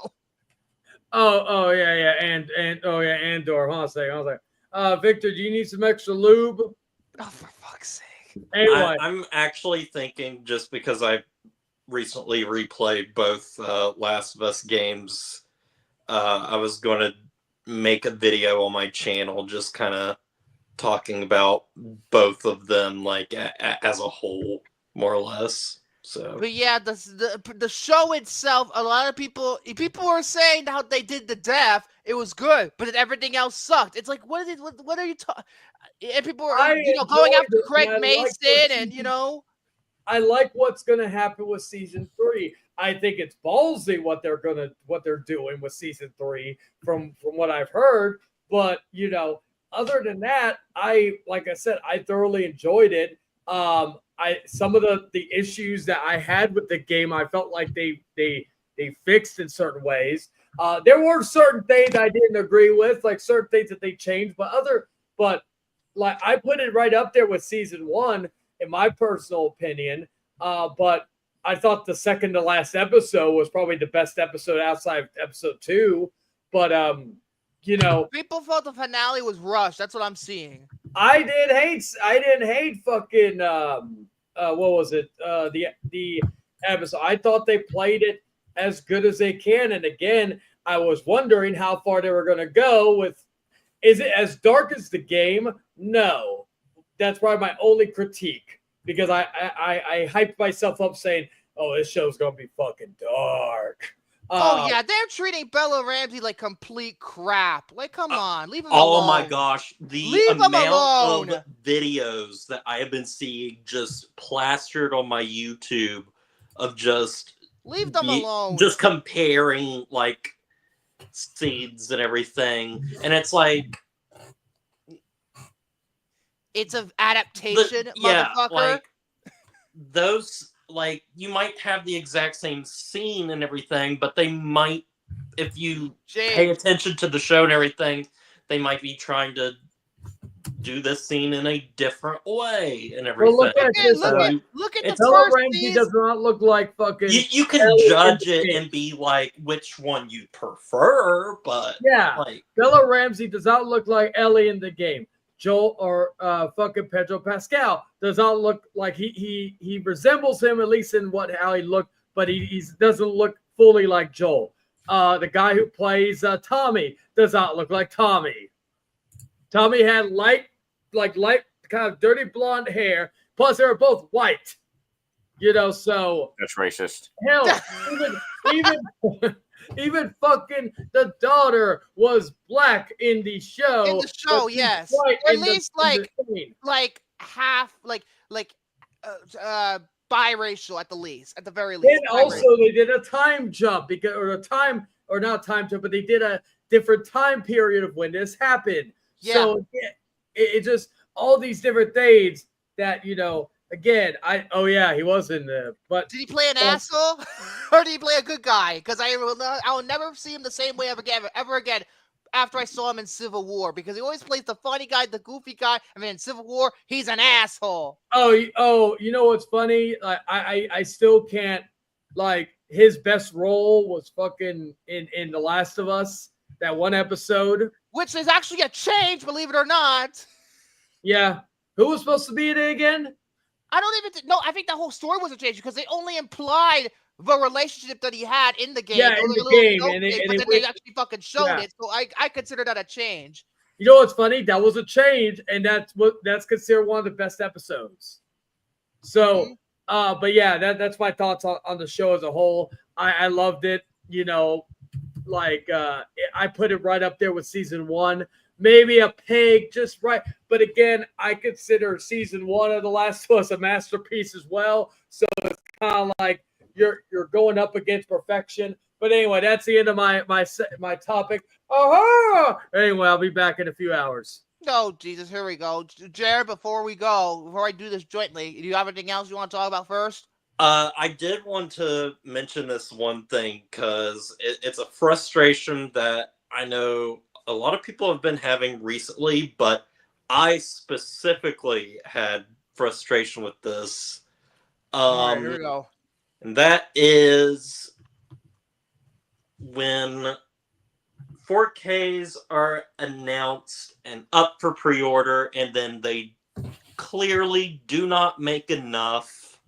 Oh my God! So, this exact thing happened to me when the James Cameron 4Ks came out. I pre-ordered the fuckers. Well, and it happened recently with Tombstone was a big one. Oh yeah, the Disney, anything that's owned by Disney, forget it. Especially after Val this Kilmer happened passed.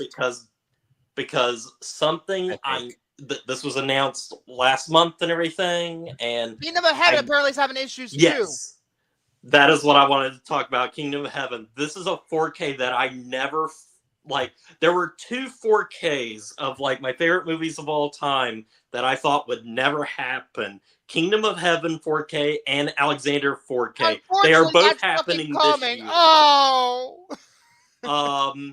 But yeah, so we're, you know, Disney 20th Century Fox releasing a 4K. In fact, it's supposed to have, you know, come out today.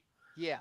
So I have been wanting, and I'm not one of those people that is constantly like refreshing Amazon to, you know, see. Oh, I'm not that kind of person either. To see when, you know, something, you know, comes out and everything, or is in pre-order or whatever. And all honesty, I kind of like forgot about for a little bit because I was like, okay, it'll come out eventually and everything.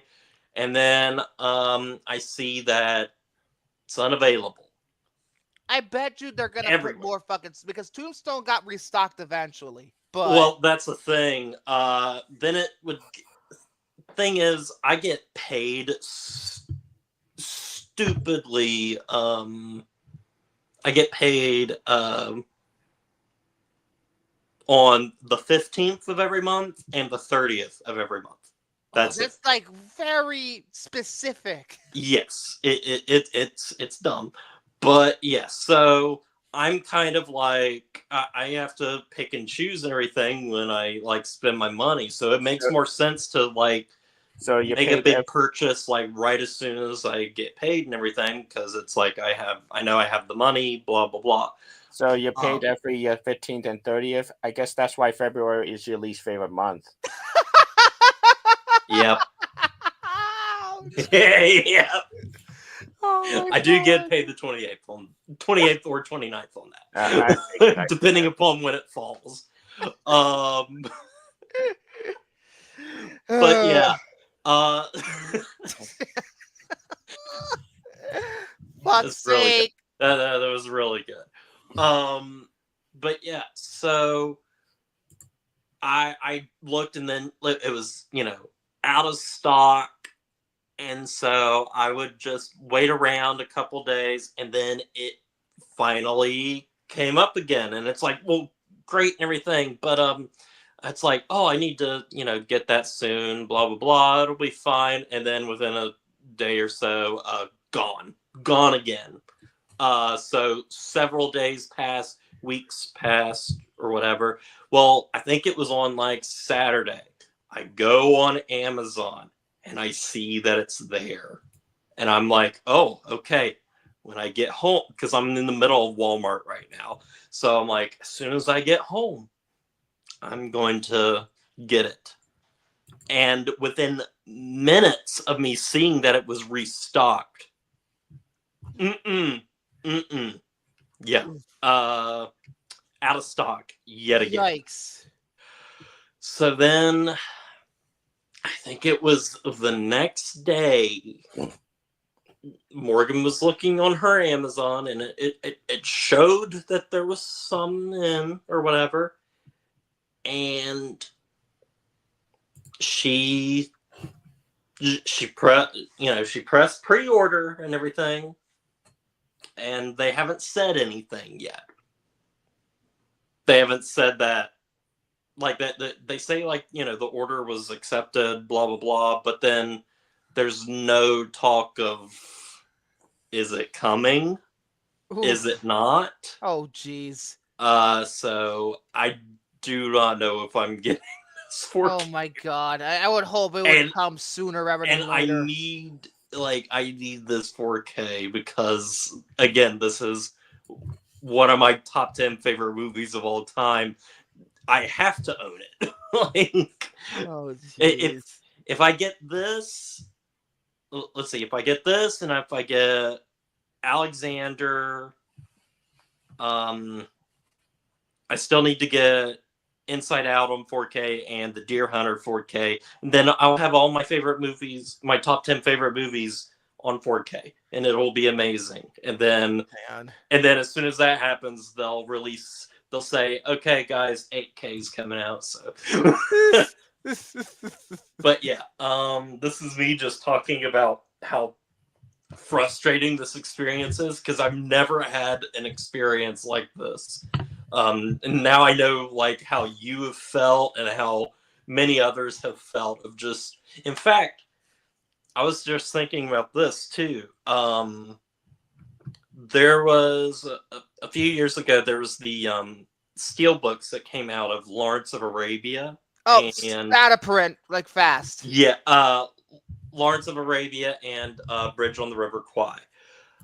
I remember that Lawrence of Arabia like being around for quite a bit and everything. I think they even went out and reprinted some, and yeah. And then I was kind of like, I don't really care for the steel book, like the cover, the design on it, blah blah blah. Like, and then a few months back and everything, I was like, maybe I should just finally. And then I was like, oh, yeah. You can still get Bridge on the River Kwai, but Lawrence of Arabia, forget it. You're going to have to. Yeah, you're going to have to so choose one David Lean movie. Yikes, that's pretty bad. The woes of physical media. Yeah, and this is you wonder why piracy is a thing, and you wonder why piracy is a thing. But yeah, I agree with you on that. With the James Cameron 4Ks, when I pre-ordered them, it took fucking forever. They did not come to me on release day. It took me that Saturday to receive them. Oh, yeah, because today is release day for the Kingdom of Heaven 4K. Like, yikes, you would think press enough fucking copies for people. I understand because, you want them to sell out, and selling out is good. But at the same time, put more out there. I also technically don't even really know if we got it to begin with. Like, or if it's just in, like... Limbo. Yeah. Yeah, I don't know. Well, hopefully you get it in. I'll say that. Hopefully. If not, I will just refund it. If I do, it will be shown on here. Yeah, if not, get fucking refunded because yikes. Yeah. Yikes and mundo. So, you want to get to it? Yeah, let's get to it. Okay, folks, this is your warning now. I'm about to be a little self-indulgent for the next, forever, the rest of this fucking show until the wheel comes. So this is your warning now. Also, I will be going into spoilers, but I'm going to probably start off spoiler-free, and then I'm going to warn people in the live chat who don't want to be spoiled. It will be a spoiler warning. I'll put that in there. But first, let's talk specifically.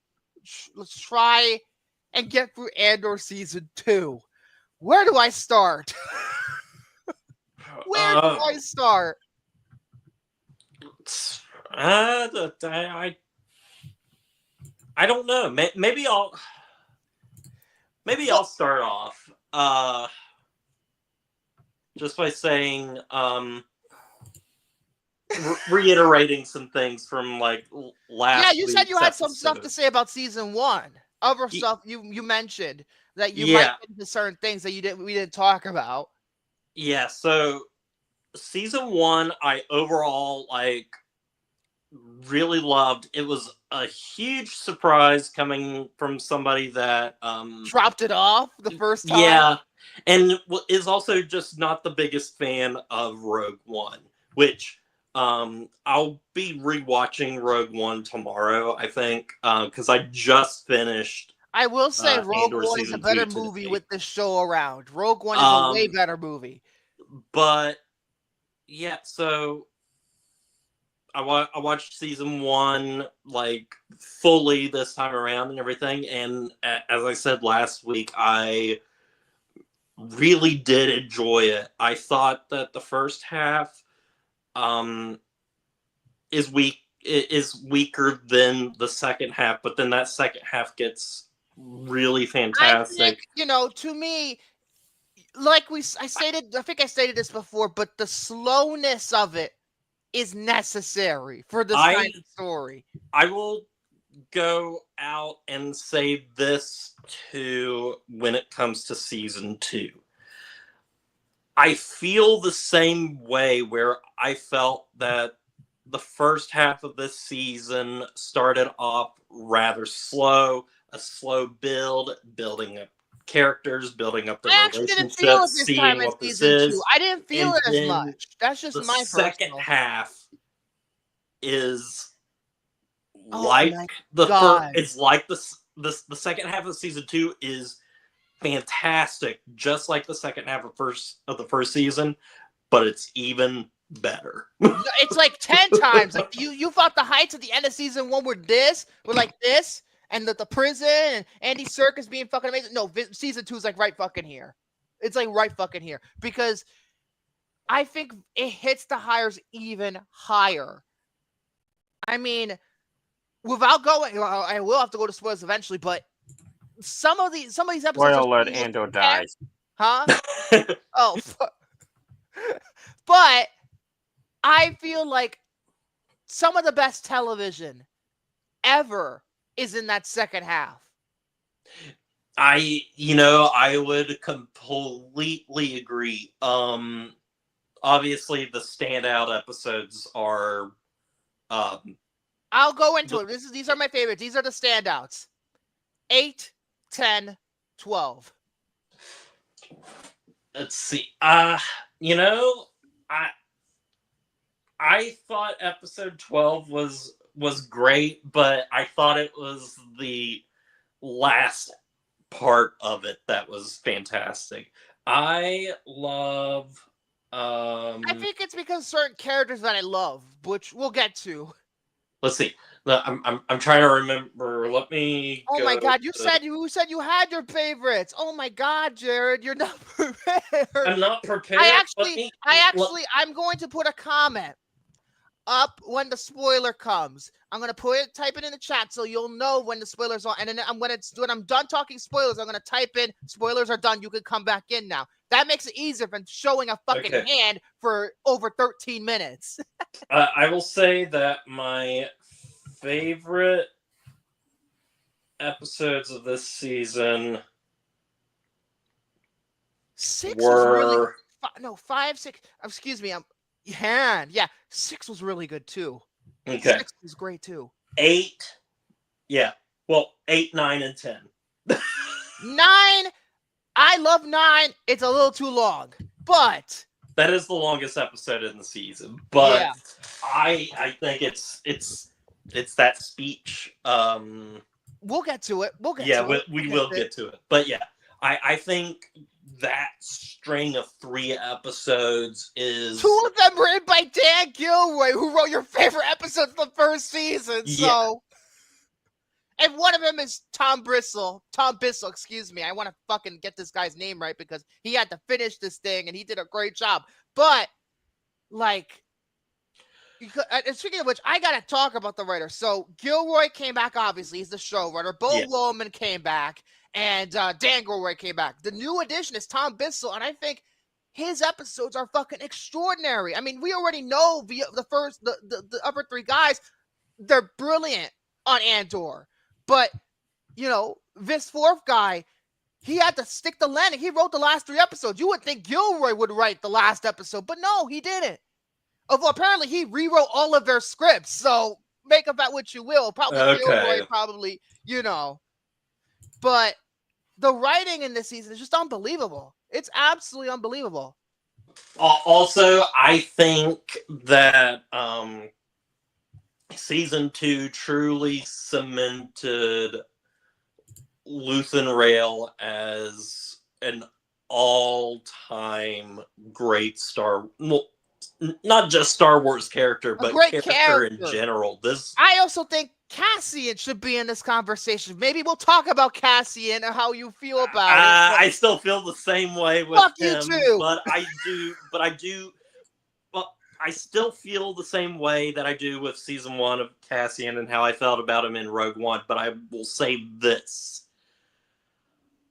Diego Luna's performance, nonetheless, is phenomenal in this season. Despite me thinking that character is kind of my least favorite of all the characters in the show. Well, granted, Diego Luna's performance. With this show, almost every single fucking character is brilliant. Fucking Partagas! I love that guy, and you wouldn't think that, you know. Oh, his final scene. Oh, yeah.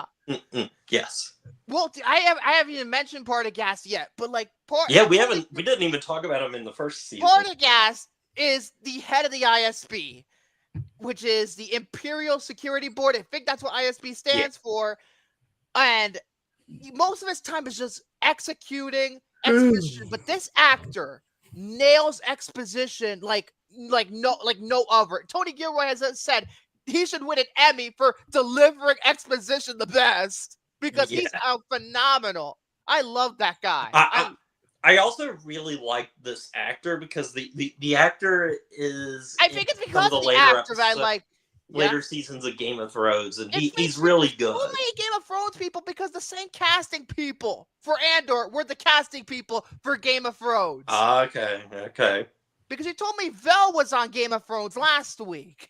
Yes. So I'm like, they cast a bunch of people from Game of Thrones, and I swear. And Cyril's boss in the first season, in like the first episode and stuff, he's also in Game of Thrones. Oh my god, a lot of Game of Thrones people. Yeah. I guess Tony Gilroy really loves Game of Thrones, but yeah.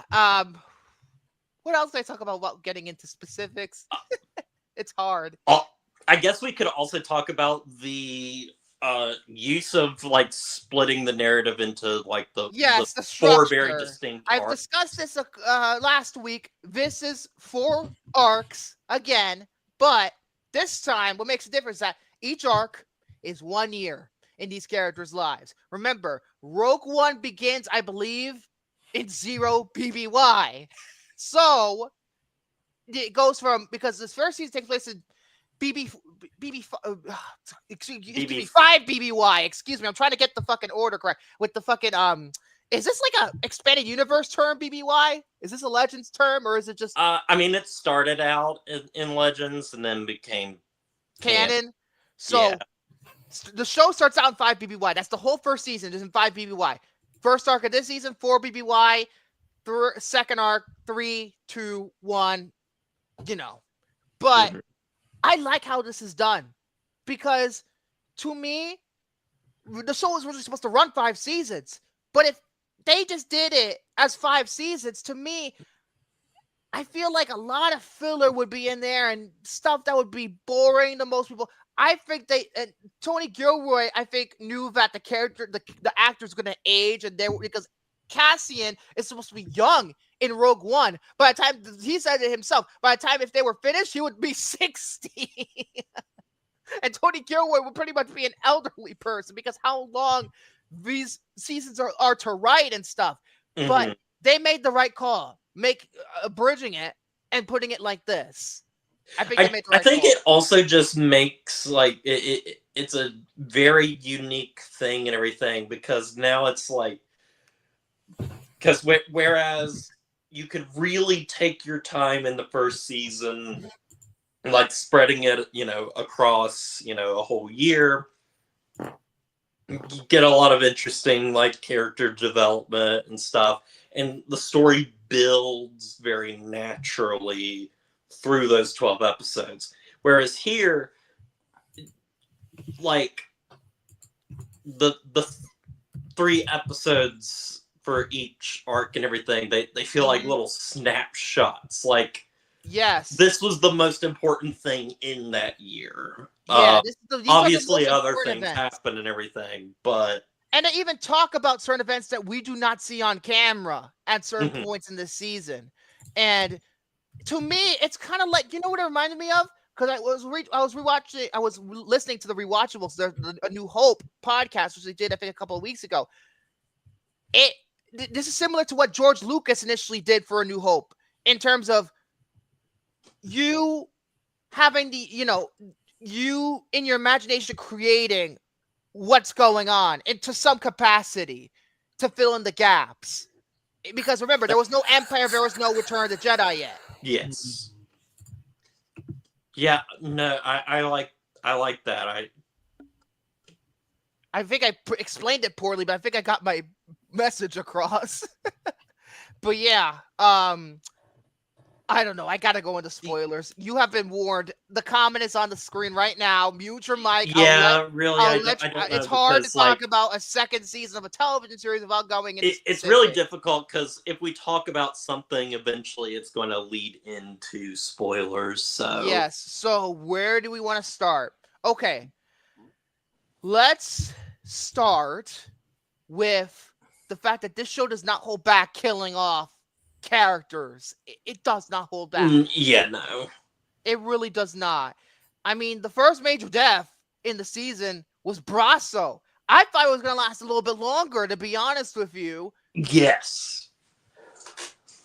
Because I actually liked Brasso, and then they killed him off screen.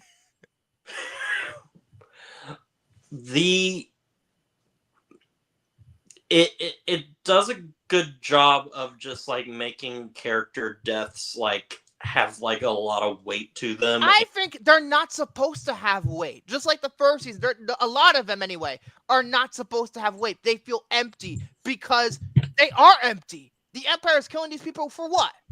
At least that's what I feel. Like, for example, both Brasso and Cinta both get killed off screen. We don't actually see them getting killed. That is true. But I do feel at least that the deaths carry weight nonetheless, like even for like the characters like Vel and everything. That's my personal take as well. At least until episode 8. That's what, to me, episode 8 is one that, okay, I'm going to say this right now. I know I'm jumping far ahead of this. I know I'm jumping far ahead. Episode 8 is one of the most harrowing episodes of television I have seen in a very long time. It is an episode where right as soon as the episode starts, everything, things feel wrong. Like there's like just an oppressive atmosphere. To compare it to something, you know what this is? This really, I don't know if this is probably a bold statement I'm about to make here. This is the Star Wars equivalent of Schindler's List. Well, I was going to say, or you could say it's the Star Wars equivalent of the Red Wedding on Game of Thrones. That's a good comparison too. The dread I felt for something that I experienced recently. I told you that like I replayed The Last of Us 1 and 2. Obviously, Last of Us Part 2, an hour into the game, Joel dies.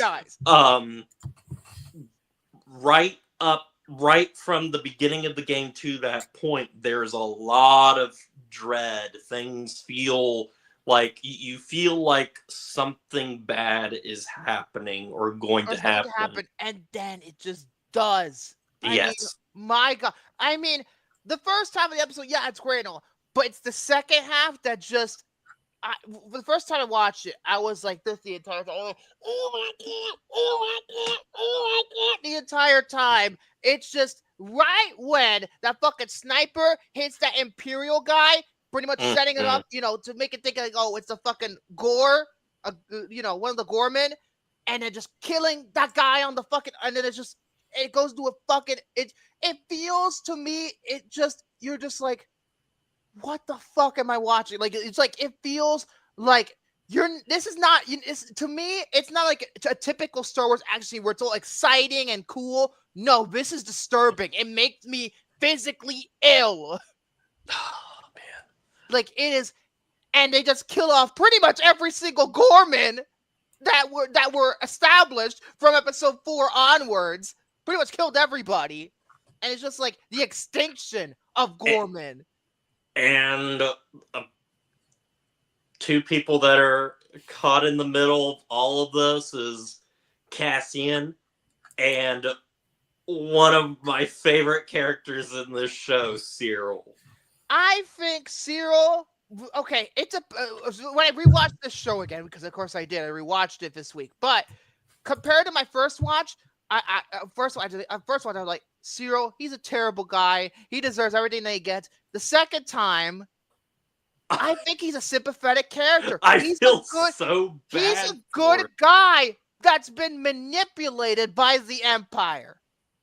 Mm-hmm. All he wants is approval. That's all he wants. He doesn't care about anything else. And his mother. I am so happy. I was so happy. Worst mother ever.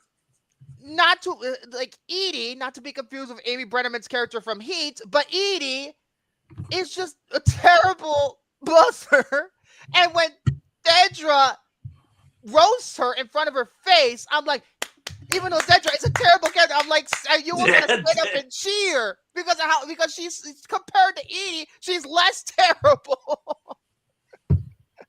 I'm like, and then the scene, also the shot right after she confronts her of Cyril lying in the bed, just that became a meme. That whole shot of him laying on the bed, that became pretty much a meme. Cyril and Dedra's like relationship is just one of those extremely bizarre things to me that I kind of love and everything. It's like she knows that she just shouldn't be with this guy. Like he's fucking creepy and weird thing, but it's like this really fucked up, twisted, like this is more twisted than half the incest relationships on Game of Thrones. Yeah, it's one of those things that's like, do they even like each other? I don't think Dedra likes him at the very least. Cyril maybe, but Dedra, hell no. She just puts all her sexual tension into it because she's so, I don't know, her personality is very confrontational. But with Cyril in particular, and why I just really like him so much, he kind of he kind of reminds me of one of my favorite literary characters, Javert from Les Miserables. Oh God, not the fucking Russell Crowe. But do not forget my name. Oh God, no. But nah, because he starts out where like he's kind of really a nobody who wants so bad to put Cassian Andor down because he killed 2 men. So therefore he's just the worst person in the world, and he needs to hunt him down and get his like revenge. Like it's kind of like it get what he wants and everything just kind of it just like gets in the way of everything, and it's like, what do you even really want, Cyril? What are you going to get out of this and stuff? And I don't think he knows. He just wants approval, like I told you. Yeah, he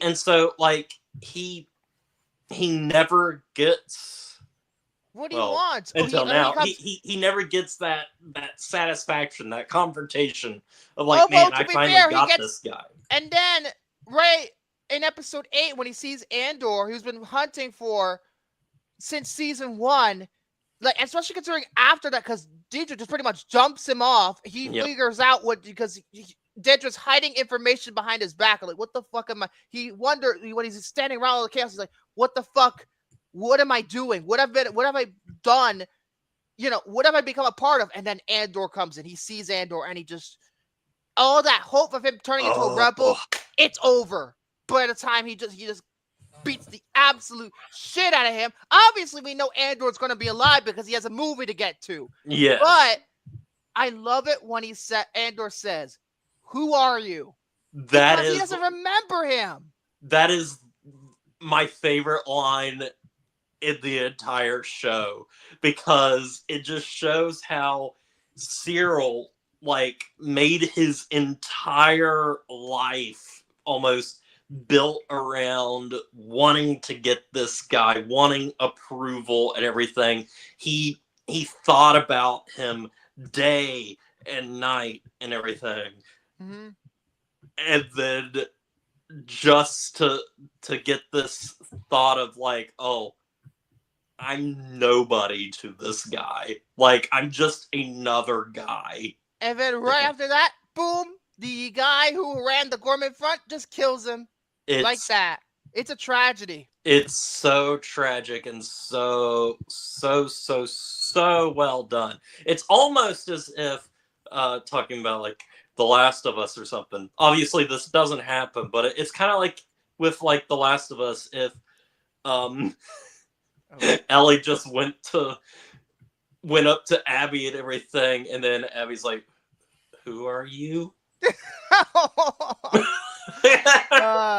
But yeah, there's a bunch of other stuff I could talk about, but like let's get to my favorite character on the show, other than Cassian, other than Luthen. I hinted at it before, but I'm not sure if you know who my favorite character was. It was a character from the first season who didn't get a lot of screen time, and then got increasingly bigger and bigger and bigger. No, it's not Lonnie. Although I love Lonnie. I don't know if you thought it was Lonnie, but it's not Lonnie. I might know who it is, maybe. One Clea Markey. This whole review could have been just about her. I mean, yeah. I love her so much. I mean, that this is a character that really came into their own and stuff. What is it? Episode 10? It's about her. It's about her. It's again. In all honesty, as wonderful and as big and as fantastic as the Gorman Massacre episode is, I think I might like Clea's episode with Luthen. I can't disagree. I mean, I go back and forth between 8 and 10. You have no idea how difficult this was for me.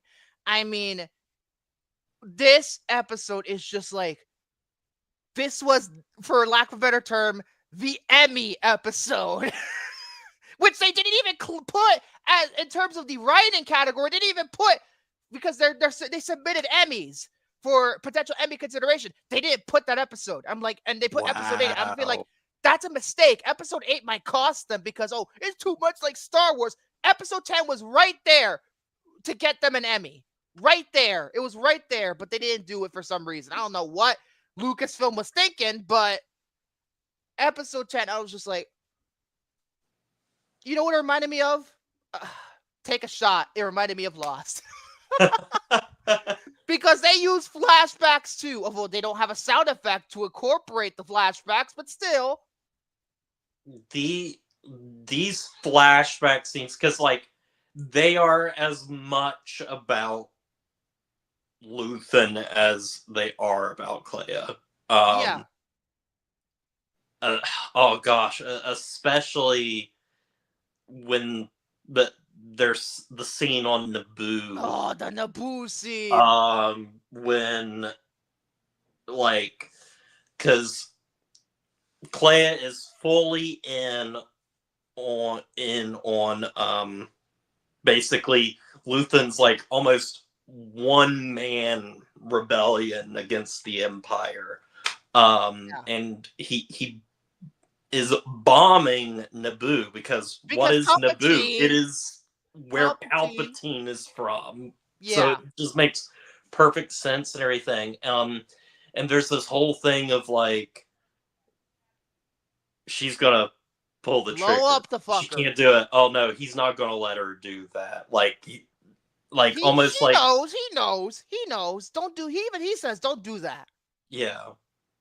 You know, let me take care of it. You know. His hands are already dirty, so yeah. Oh. And then she uses that. She uses what she learned to actually get through in the hospital to blow up the fucking parking lot or whatever. And I was just also, like, wow. We could talk about this with talking about Luthen, but since it's around in the same thing, in the same episode and like with the flashbacks and stuff, that's the scene when we start like the flashbacks and stuff where Luthen is just hanging. Make it stop! Yes, that is some of the best acting I've seen from Stellan Skarsgård, who's brilliant in this entire show, but that shouldn't surprise you. I think this is my favorite character he's ever played. Just that moment of him, just because it's one of killing people on Clea's home planet, which we don't know who it is. Maybe Pablo Hidalgo will help, but I don't know. He's working with the Empire, blah blah blah. But then, like, he sees and hears just the violence and the atrocities and everything, and it changes him. Yeah, it's just beautiful. And then just Clea. I mean, come on, this character came into her own. Believe it or not, I don't know if you know this, but I think you do. I don't know if you might, but Elizabeth Dulau, who plays Clea, this is her first role. I did see. This is her first role. See that. And obviously, Lucasfilm had the right mind to actually submit her for the Emmys. If she gets nominated, she should fucking win it all the way. Although I feel like Genevieve O'Reilly's going to get all the love, but I want her to get an Emmy nomination at least, especially for episode 10. I mean, come on. That ending where she had to pretty much take off Luthen out of life support, and then this look on her face, and the kiss on the forehead, like, showing how she loves him and hates him at the same time. This is her first role. She just got in a fucking drama school before she got cast in this fucking thing. I mean, it's like, I feel like she's been acting for years. I'm like, it's unbelievable. Even Tony Gilroy said we gave her more stuff to do in season 2 because she reminded me of fucking Meryl Streep. If that's not a compliment, I don't know what is. Unbelievable. If she doesn't get nominated, I'm gonna be fucking pissed. But speaking of Mon, let's go to Mon now, because to be fair, I think Genevieve O'Reilly should get a consideration too, because she's unbelievable. Mon pretty much this season cracks completely. She's not the Mon from the Senate anymore. She becomes her own person. And right when that speech in episode 9, that's it. Her political career is over for good, but she's doing it for the greater good. In a series filled with like fantastic speeches, like Dan Gilroy just, man, he made a banger of a speech and everything that just speaks to everything that the Empire is, and what is so great in that moment too, and what's so great with the series and stuff, because like it doesn't bother itself with, you know, showing, you know, like legacy characters a whole lot. No, it does not. It restrains itself. That means we don't. Thank God, because I don't want to see CGI Tarkin ever again. Yeah. That's still a big problem with Rogue One. You could have easily had Palpatine in this, and like Tony Gilroy even considered having him, but the fact that you don't see him, it feels real. It feels real. So much like fear that even when he's not present, there's like just fear and despair, that kind of thing. Other characters talking about Bix. I think Bix was better in season 2. Yes. Just didn't have too much. I think season 2 does a great job of serving its female characters a whole lot more. Yeah, I think it does too. But yeah, and then Andor's great. I love Andor. I love the conflicting savior. We don't get to know his sister, but you know what? I think it was a benefit. I think it was a benefit to the show, because Tony Gilroy said I was going to reveal, you know, what happened with the sister in season 2 initially, but he decided the character was better if you if his sister was kind of like an empty part of himself. That's why he keeps saving people. Even Val says in the last episode, he needs to stop saving people. This savior complex he has. And he was more vulnerable and more complex, and to the point where the last arc, he pretty much becomes the person he is destined to become on Scarif in Rogue One. And some of the elements of the movie are improved, because it's not Cassian who said rebellions are built on hope. It's that damn hotel clerk who told him that. I'm like, that's not, you know, it makes sense. And then Cassian refuses to pull the trigger on Galen Erso. That's him not trying to be like Luthen. Because Luthen, despite the fact he helped create the Rebel Alliance, but he did terrible things. You know, he's his own I think Andor in that moment realizes he's his own person. I think he does. And then let's see if let me get this out of the way real quick. Lita, Mon's daughter, she's a bitch. She's a bitch. There's no other way for me to put it. She's a bitch. Also, we have to mention too that Chandrillan wedding music is amazing and very addictive. Which one? There's a bunch of this fucking shit. Right at the end? Right at the end. That's actually the Namino's theme from the first season. They just remixed it. Although, to be fair, I don't think it works like as well. Like, obviously with the scenes with Mon, it works well, but I don't like it when it's playing over Brasso's dead body. I'm like, no, this isn't big, guys. I'm almost done. I gotta get a couple of things done. Krennic, he's a scary guy. Me and my girl got it on, and y'all still talking about this damn 3 minutes. I got 3 minutes left. I don't want to go too long. Anyway, go ahead. So, Krennic, he is scary. Ben Mendelsohn, he's fucking scary. Especially the finger poke of Doom 2.0, as I call it. That is the fucking finger poke of Doom 2.0. Come on. I mean, come on. And it's funny because Krennic in Rogue One is a fucking pussy. Vader treats him like his bitch. It is like really funny going from that. Also, I don't know. Does Ben Mendelsohn look weird to you in this show? No, not that much. He looks about the same. I swear there's something about him where he just looks off. I don't know. He looked the same to me when I watched Rogue One again, like right after. I don't know. He looked the same to me. Just looks different. Maybe it's because he's older. Maybe it's because he's 10 years older. Maybe it's because he's 10 years older. But it could be that. But he also looks younger. But let me see. Anything else I mentioned? Willman gets all the women. I mean, he gets fucking major squeezes on this show. I know that's nothing much to say. I mean, come on. How does Willman get up with the hot chicks? Saw, crazy motherfucker. He likes his drugs of choice. And that speech he gives, rebellion is not for the sane. It's kind of scary, but truthful at the same time. Vel's speech, that idiot kid after he killed Cinta, he's responsible, and then she told him, don't fucking cry. Don't cry over this. I thought that was a great moment with her. K2, SO, still funny.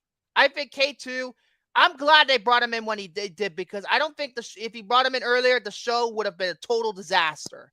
Total disaster, because all he is comic relief. Anything else? Before I rant about I'm gonna take off the spoilers before I go into a rant, but I thought, going back to Clea again, I know I'm indulgent, but Clea versus Kirsten Dunst, you decide how much I like most. But I love the last scene of her when she sees the sunrise that Luthen dreamed that he would see, but he never did see, and that hope finally comes for her. And also Vel, putting the code on her and having that talk. I have friends everywhere, but she's saying it for real. She's not saying it as some code name or whatever. She's saying that sincerely to her. Beautiful. Absolutely beautiful. I don't know if you watched the credits for the last episode or not. I did. But the way, because Brandon Roberts took over the music for most of the season. Nicholas Bertel was unavailable. He only did 2 episodes of the season, I think. But everything else, was Brandon Roberts, this, protege of Marco Beltrami's. And the end of the show goes into the score, and then when it goes to the credits, it's the traditional Andor music. But right about halfway through, the original Star Wars theme comes on, the version from the end of Return of the Jedi. And I don't know why I felt like this, but I felt very emotional after hearing that, because to me, especially if you didn't see Rogue One afterwards, it musically, it tells you that these people had hope, and the hope eventually saved humanity. Of course, Luke Skywalker. And I don't know, they play that music, and I just got a little choked up. I don't know how you felt, but I got a little bit choked up. I'm just thinking of the memes now that people have been putting of how everybody in Andor spends all this time and everything fighting and learning about the Death Star and everything, only for it to be rebuilt a few years later. Yeah, Death Star 2, Return of the Jedi. God damn it! Entire lives. But I know that's not the point, because Return of the Jedi, they blew up that Death Star too. It's funny. Okay, I'm gonna turn off the spoilers because I do want to go into my rant. Spoilers are done. Back in. Oh, rant. Okay. I want to talk about the fucking Star Wars fans for a second, because I love the fact that this show got as acclaimed as it did, but because of the fact that this show got so acclaimed, people have used Andor as a vehicle to shit on over Star Wars properties. I have seen people at first when the show ended and people saw Rogue One, I'm like, oh my god, Rogue One's great, and then next week, the week after that, they started shitting on Rogue One again, and they started shitting, in particular, on Michael Giacchino's score for Rogue One, which is one of the greatest parts of that movie, all because the score for Andor fit the ending of Rogue One better than the actual music that Giacchino composed. Listen, motherfuckers, listen.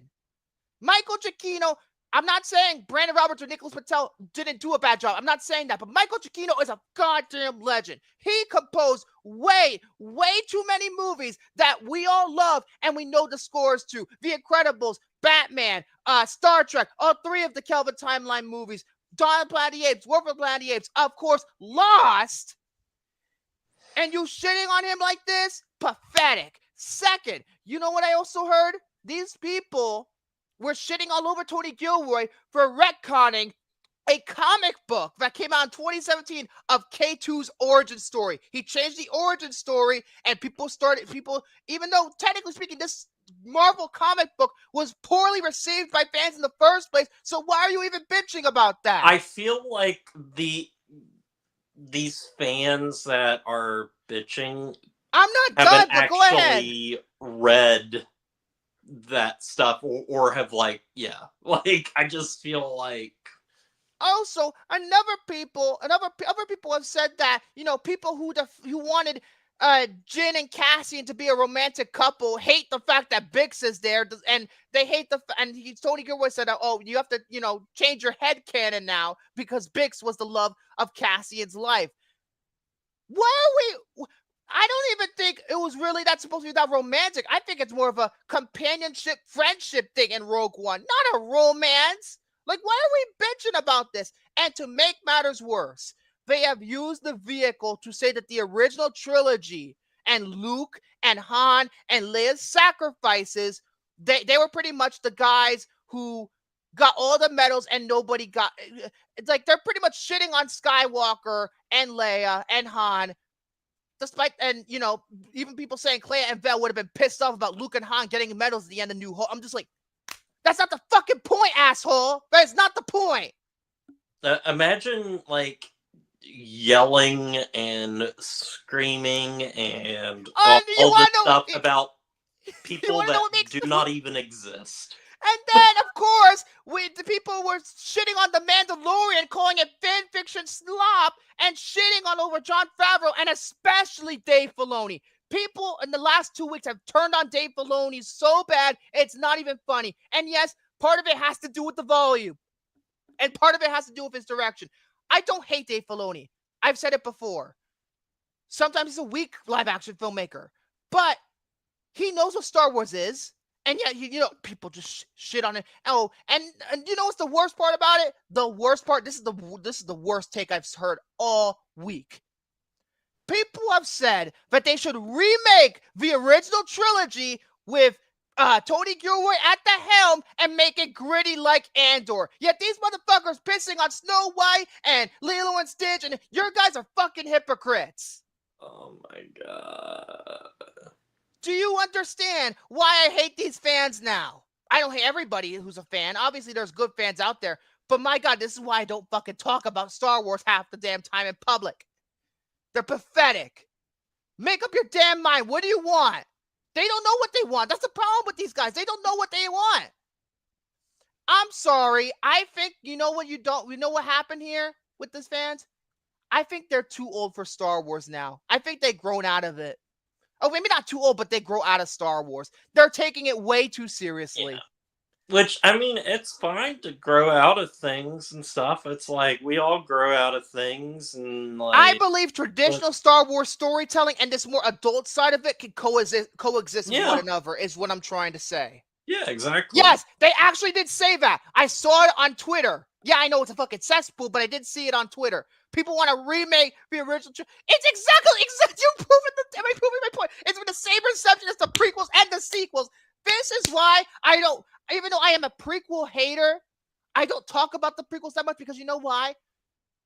I'd rather talk about the things that I like than the things I don't like about Star Wars. And with the prequels, I'm starting to see certain things that I see. I understand why George Lucas did this. I don't exactly agree with every single decision, especially in episode 2. But I can appreciate what he's trying to do. Because these Star Wars movies are hard to make. They're hard. So, it's so dumb. It's so dumb. It's so dumb. Like, dude, like, making it all gritty because, there's no Jedi. And it's like, oh my God. People are idiots. I'm sorry. I love Star Wars, and I will continue to love Star Wars. And you know what? Like I said before, fuck it. I like the sequel trilogy. You can come after me all you want. I enjoy them. I enjoy Star Wars. I do too. Even my problems that I have with Rise of Skywalker, I have a lot of problems with it. I'm not saying that movie doesn't have issues, I enjoy but the parts that I like. Yeah, exactly. It's like the prequels. What do I don't like? I don't like episode 2, but I love episode 3. With that said, I would like to close this off by saying one point. Mm-hmm. Even though I love Revenge of the Sith, Andor Season 1, Season 2, and Rogue One, to me, personally, this is the real prequel trilogy. This is the real prequel trilogy to me. I mean, George Lucas did a great job with episode 3, but episode 1, what happened in episode 1 that carried over to episode 2 and 3? Not much. Episode 3, it did try to connect itself to more, but I just don't think the writing is all that good, especially with the fucking Padme and Anakin romance that's just horribly written, especially after he kills those sand people, and she's like, oh, I forgive you because anger used to be human or blood, whatever the fuck she says. I'm just like, get away from him. He killed the fucking people who killed his, I don't know. But I'd rather talk about the Star Wars that I enjoy, and I enjoy this. And I hope with this now, I have a feeling Star Wars is going to be back. Like, Star Wars is back. I think they're going to get critical acclaim. I hope that Mando movie that's coming out next year is going to be great. It has to be better than season 3. It has to be. I hope. I hope it is. Ahsoka, I want to give it that a chance, but I want to watch the Clone Wars first. And you know what? Honestly, with Clone Wars, I'm going to give it another shot. I'm just going to watch it in broadcast order. I think they intended it as an anthology anyway. I'm just going to watch it in broadcast order. I would do that because I have... Well, for one, it's a hassle to flip-flop through it and everything. Yeah, I hate doing that. But also, at the same time, it's like, it's not that hard to understand, even if it's not... It's an anthology, just show for kids. Yeah. I'm not going to use that excuse all the time, but, you know. But Andor Season 2, final grade, 10 out of 10. Or 5 out of 5, whatever the fuck you want to call it. It's the perfect grade. This is the perfect season of television. Just like Lost Season 4 is. Take another shot. I bet you're just gonna say 9 out of 10. I was gonna say 8 out of 10. Actually, it is. It's again the first half, but this is a series that will probably grow on me. And I'll probably be rewatching it. All right, let's analyzing it a little bit more, letting it sit a little bit more. Yeah, I love, and if it gets all the Emmy loves, I'd love it if this won Best Drama Series. People say The Last of Us is the front runner. I don't think after that last episode they're gonna win. It's either gonna be Severance or this show. I think it's gonna be Andor because this show has become a global phenomenon in 2 weeks' time. Everybody's talking about it. Everybody is. Even people who don't like Star Wars are watching it. So with that being said, now that we got that out of the way, Chan, Soren, you can come back in now if you want, because we're gonna. Chan, are you there? Are you still having sex with your?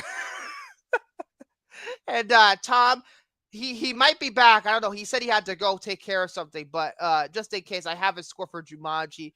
So let's talk about Kirsten now. Clay versus Kirsten. I don't even know what I'm gonna do with my life anymore. Jumanji time. Say the name. Jumanji. Play the game. Live the adventure. Don't look back! Get out! On December 15th, Jumanji is coming. Robin Williams. Jumanji. Rated PG. At theaters December 15th. It's funny because it's a Christmas movie. Victor, I had to take a David 3000 and smoke a cigarette. Were you still talking about Andor? We're getting into the review now. We're just now getting into the Andor review, actually. No. Oh, Jesus Christ. Great. Oh, okay. I'll be back in 5 hours. No. Nah, we're on Jumanji. Fell for this trick once.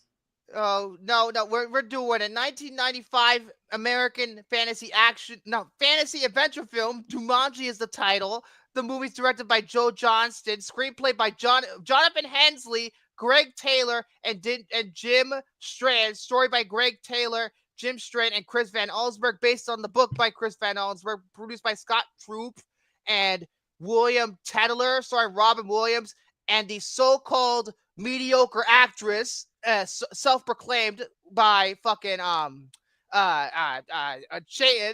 mediocre actress Kirsten Dunst, David Allen Greer, Bonnie Hunt, Jonathan Hyde, Bradley Pierce, and BB Newirth, released on December 15th, 1995 by TriStar Pictures. Budget $65 million. And the box office, $262.8 million. I don't even know. I don't even need to tell anybody what this movie's about. Everybody's seen this movie. Everybody has. I haven't seen this movie. Fuck you then. I'm going straight to it. 52% around Rotten Tomatoes, 39% on Metacritic, 7.1 out of 10 on IMDb, 3.6 on Letterboxd. So, with this movie, you see, I'm so glad Tanner's here now. Look at this shit. He can roast chain all he wants, and he's like Thank you. Thank you. It's not even mediocre. Halloween Ends is a bunch of shit. But with this movie, I grew up with this movie. Now, I grew up with this movie. I think I watched it for the first time, I think on TV. I was 8 years old. I think it was on AMC or something like that. And I really, really liked it. And it's been with me ever since I was a kid. I bet you everybody else feels this way. It was there when we were kids. Like, everybody watched it when we were kids. I remember borrowing the VHS from my cousin. I actually have the VHS. I actually have it. I don't know if I can pull it out, but I have it. Oh, fuck. Where is it? It's in this box. Oh, it's too deep. I can't get in there. Fuck. Let's just... Too deep. I could possibly get in it. Oh God, no! Don't get in my VHS tapes. Do not fuck my tapes, okay? Those are not for real good, Victor. That's not for fucking. Yeah, but your Yoshi Plus is. For fuck's sake! Yeah. So, and then with Jumanji, I always liked it. I always liked the movie, and I have my issues with it. I've always had a bit of an issue with it, with a certain element of this movie, which we'll get to. But I always liked this movie. And by the way, for the record, this was number 11 on the Kirsten Dunst ranking. It was it almost cracked the top 10. Almost did. Kiki's Delivery Service, if we beat that out. So, yeah, this is a really, really well-made movie. I mean, Joe Johnston, I feel like he is so good at making family adventure pictures. Like, I think he did The Rocketeer, right? Yes. I've never seen The Rocketeer, but I keep hearing people like talk about it and praise the lot. It's getting a lot of reevaluation these days, to the point where Disney almost made a sequel, but I don't know how that turned out. I don't know if that's still in development or not. It's been in development hell for God knows how long. And then he made, of course, Jurassic Park 3, which Alan. Jurassic Park 3, I have a soft spot. It's like one of those, it's like a cheesy B movie kind of. It's fucking ridiculous that Alexander Payne wrote that movie. It's fucking ridiculous, especially if you know what he's known for in terms of writing. I'm like, Alexander Payne wrote that shit. But, of course, he did the first Captain America movie, and a lot of people really like the first Captain America movie. Joe Johnston brought a style from The Rocketeer and put it into Captain America, and it fit really, really well. And I think his direction is fantastic in this. Honey, I Shrunk the Kids, Page Master. I forgot he did fucking Honey, I Shrunk the Kids. I completely forgot. The Sky. And then Page Master, that movie, he only did the live action parts of that movie, which is not much. Remember. Which one? That Nutcracker movie nobody remembers. The Nutcracker with the ballet, with Macaulay Culkin? Is that the one that he was? No, the Four Realms. Oh, isn't that Lasse Hallström who directed that movie, or were they both credited? Both. Oh my God, because I remember Lasse Hallström more than Joe Johnston. That's ridiculous. They had to get another filmmaker to finish the fucking thing. But I like the concept of Jumanji. Yes, it's in the book too, but the concept of this board game that comes to life and all these crazy scenarios happen. It's stuff that like it runs wild in your imagination, and especially if you're a kid, it's just like holy shit, all these things happen and it's fucking awesome. It made me also always want to actually own the Jumanji board game, which I never did. I don't know if I'm pretty sure they sold that at one point. I actually owned the Jumanji board game, so I at least played a little bit. But yeah, the cast, fantastic. Robin Williams. Well, Robin Williams pretty much good in anything except for Old Dogs and maybe another movie I'm not thinking of right now. But he's always good, especially in this movie. Patch. I never saw Patch Adams. People tell me that movie's crap, but I don't know if I want to watch that. What movie? Patch Adams. People say that movie is manipulative garbage. I never heard that movie. It was when Robin Williams played a doctor, and apparently it was based on a true story, and most of it was made up. Yeah, okay, never mind. I know which one. Apparently Target sells the board game, Jared. Oh, Jack! Francis Ford Coppola, you went from The Godfather to that piece of shit, Jack, and then that piece of shit, Megalopolis. Go back to the club. Jack's pretty underrated. But yeah, Robin Williams is great. Megalopolis? Huh? You talking about the masterpiece Megalopolis? That movie's a piece of shit. I've seen it firsthand. It was decent. I've seen it too. No shit. I have to question which one's better. This Megalopolis or Minecraft? Oh, you shut the fuck up. Megalopolis. But I like the character of Alan Parrish because, he plays this game when he was a kid and he gets stuck in the board game for 26 years and he's trying to figure out, one, how to finish the game. Number two, trying to adjust to current 1995 times. And in some ways, I like his relationship with his father. I think this is one of the movies that gets the workaholic father right because, most workaholic fathers in the movies are sympathetic characters that just work too much. They want to put food on the table. I usually hate these workaholic father cliches because they're trying to put food on the table. Even Jingle All the Way, a movie I love, I hate when they do that. But I like it with this one because in this movie, the workaholic father is a fucking real piece of shit. That guy from Jumanji, he's a real, not Jumanji, the Mummy. He was also in The Mummy. I forgot who he played in Jumanji. Not in Jumanji, The Mummy. The father was in The Mummy. I forgot what he fucking played, but he's a real piece of shit. He's a real asshole.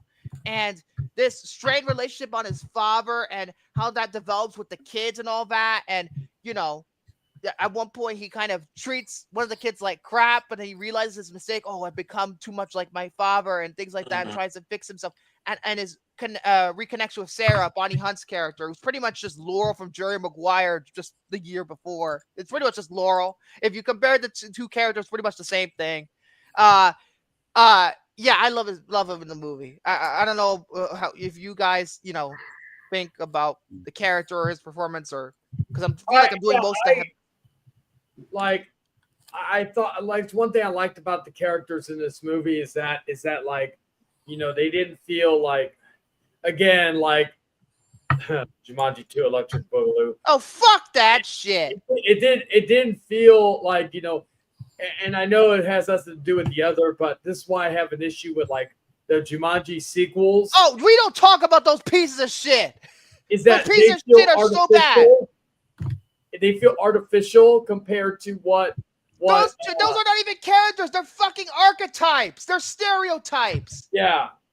These characters are multi-layered and not multi-layered, but they have character to them. Same thing with Zafira, which is the true sequel to Jumanji. These Jumanji sequels go piss off. What's on the wheel now? Is it Zafira?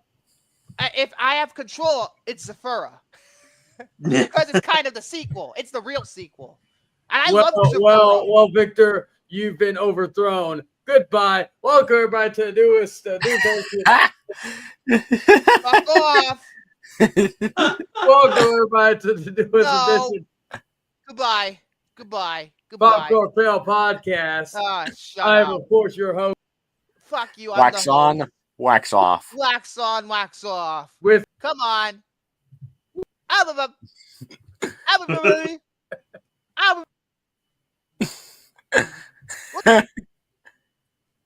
With my lady friend over here, Victor.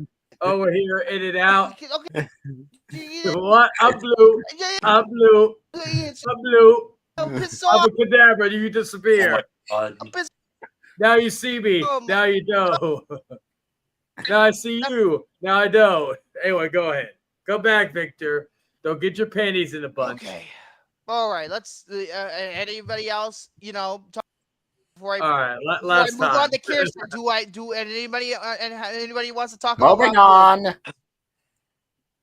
Huh? Moving on. Trying to think. He's trying to think. Trying to think. Top 10 greatest fight scenes in podcast history. Well, it should be like Bane, where when Victor says I'm in charge, and I put my hand on his shoulder. Do you feel like you're in charge?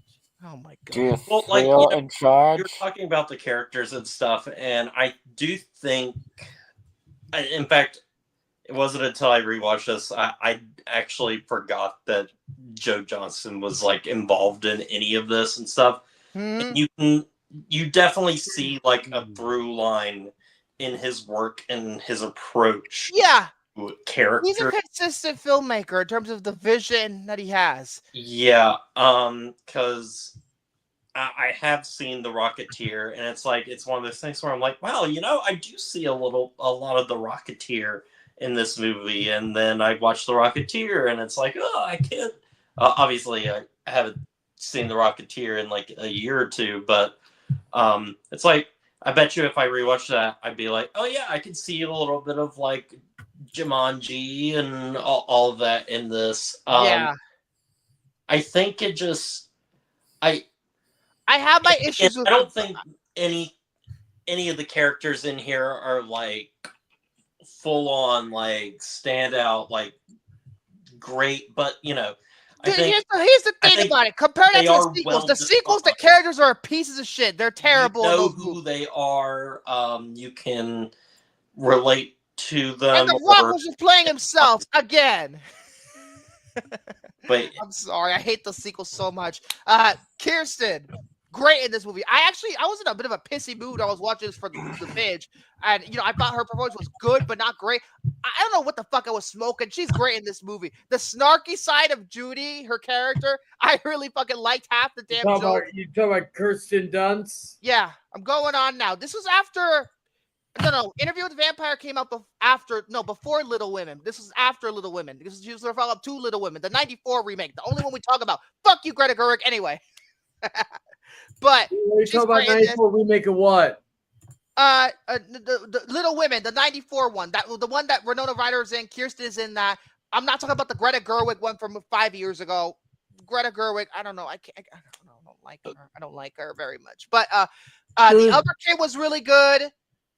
I thought like that was some of the stuff I was most surprised with in this one. It is just like the kid performances and stuff. 6 years ago, thank you. Obviously, like a lot of times with movies, like you just have to have like really good kid actors, and of course, Kirsten or they get made twice in 1 year. With the span of a month. Interview with Vampire came out first, November 94.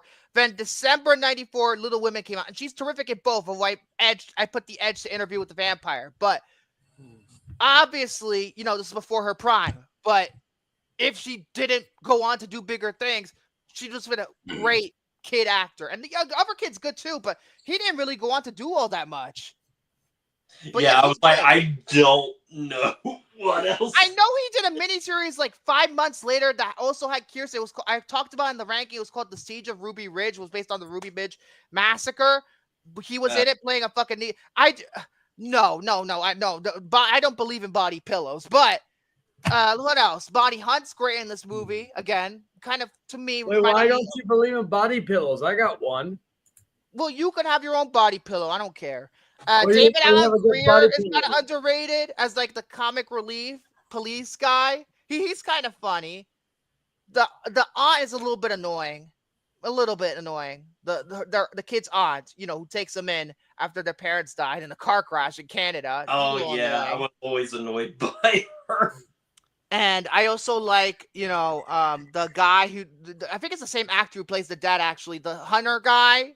And he just goes up to a fucking gun shop and gets the gun, the top of the line gun, and he's like, oh, I thought you were a postal worker. And he just gives it to him.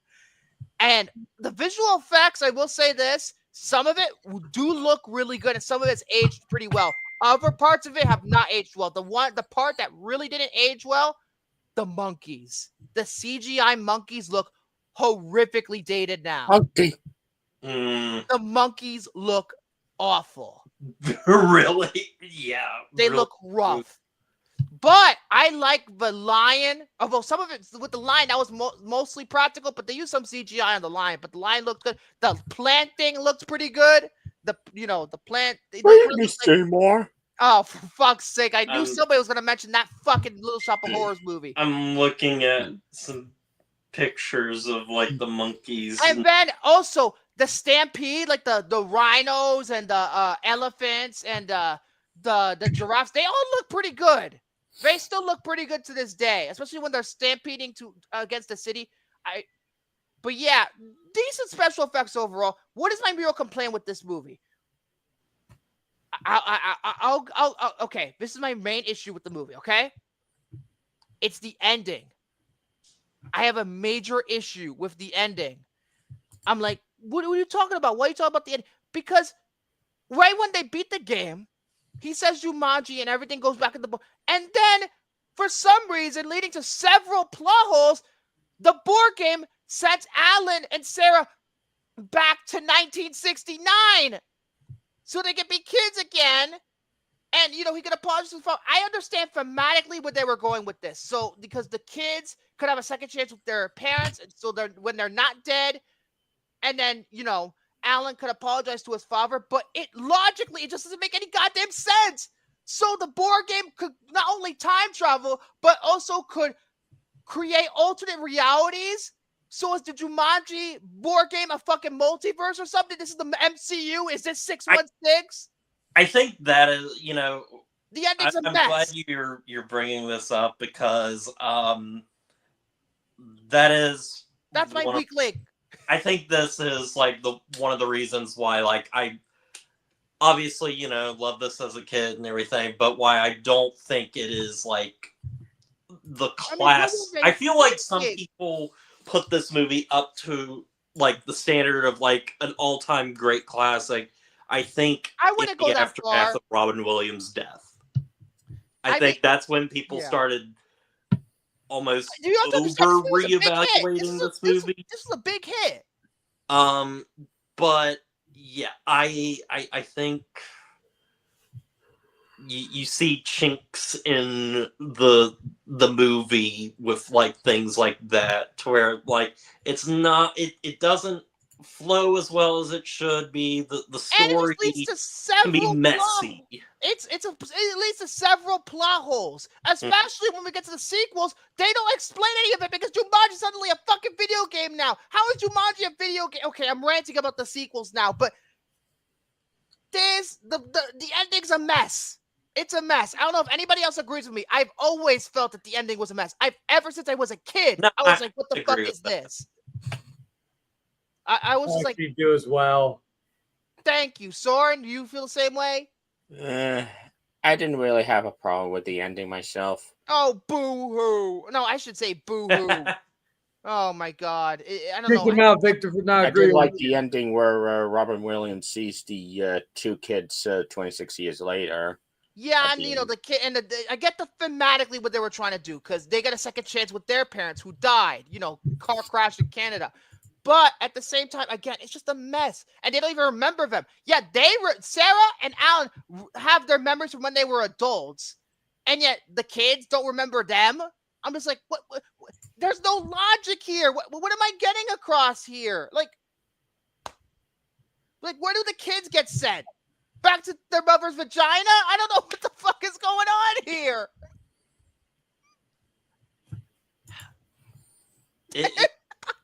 It's not really thought out. No! There's 3 writers on the thing. Maybe the third act was their problem, because the third act before that is a lot of fun.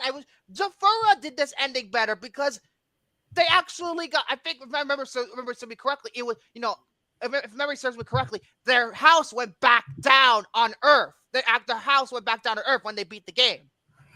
And they all remember everything that happened. And it actually did happen because the house is fucking destroyed by the end of the movie. If memory serves me correctly, please correct me if I'm wrong, but I'm pretty sure that's the house goes back to Earth.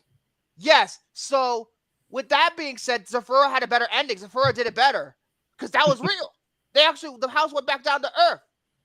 Less plot holes that way. So they fought, and then again, that's a Jon Favreau movie. So obviously Jon Favreau's going to do a little bit better of a job, but that's my main problem, the ending. Did anybody else have any other issues with it before I go to the grade? Yeah, I mean, you kind of pinpoint, like 8 out of 10. Basically what I thought. What about you, Chayton? No, like besides the ending, that was really it. I'm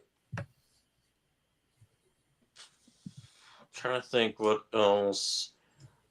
I will say too, like, I mean, there's nothing particularly special. I was kind of looking at the cinematographer and everything. I do like the look of this movie. I like Zafura compared to those fucking Jumanji sequels, which frankly they don't exist.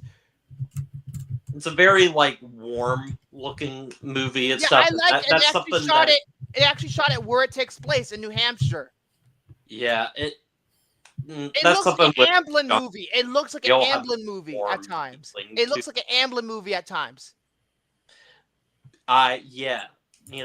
Yeah. Even though Amblin had nothing to do with this, but it looks like an Amblin movie. Honestly, in a strange, like, alternate universe.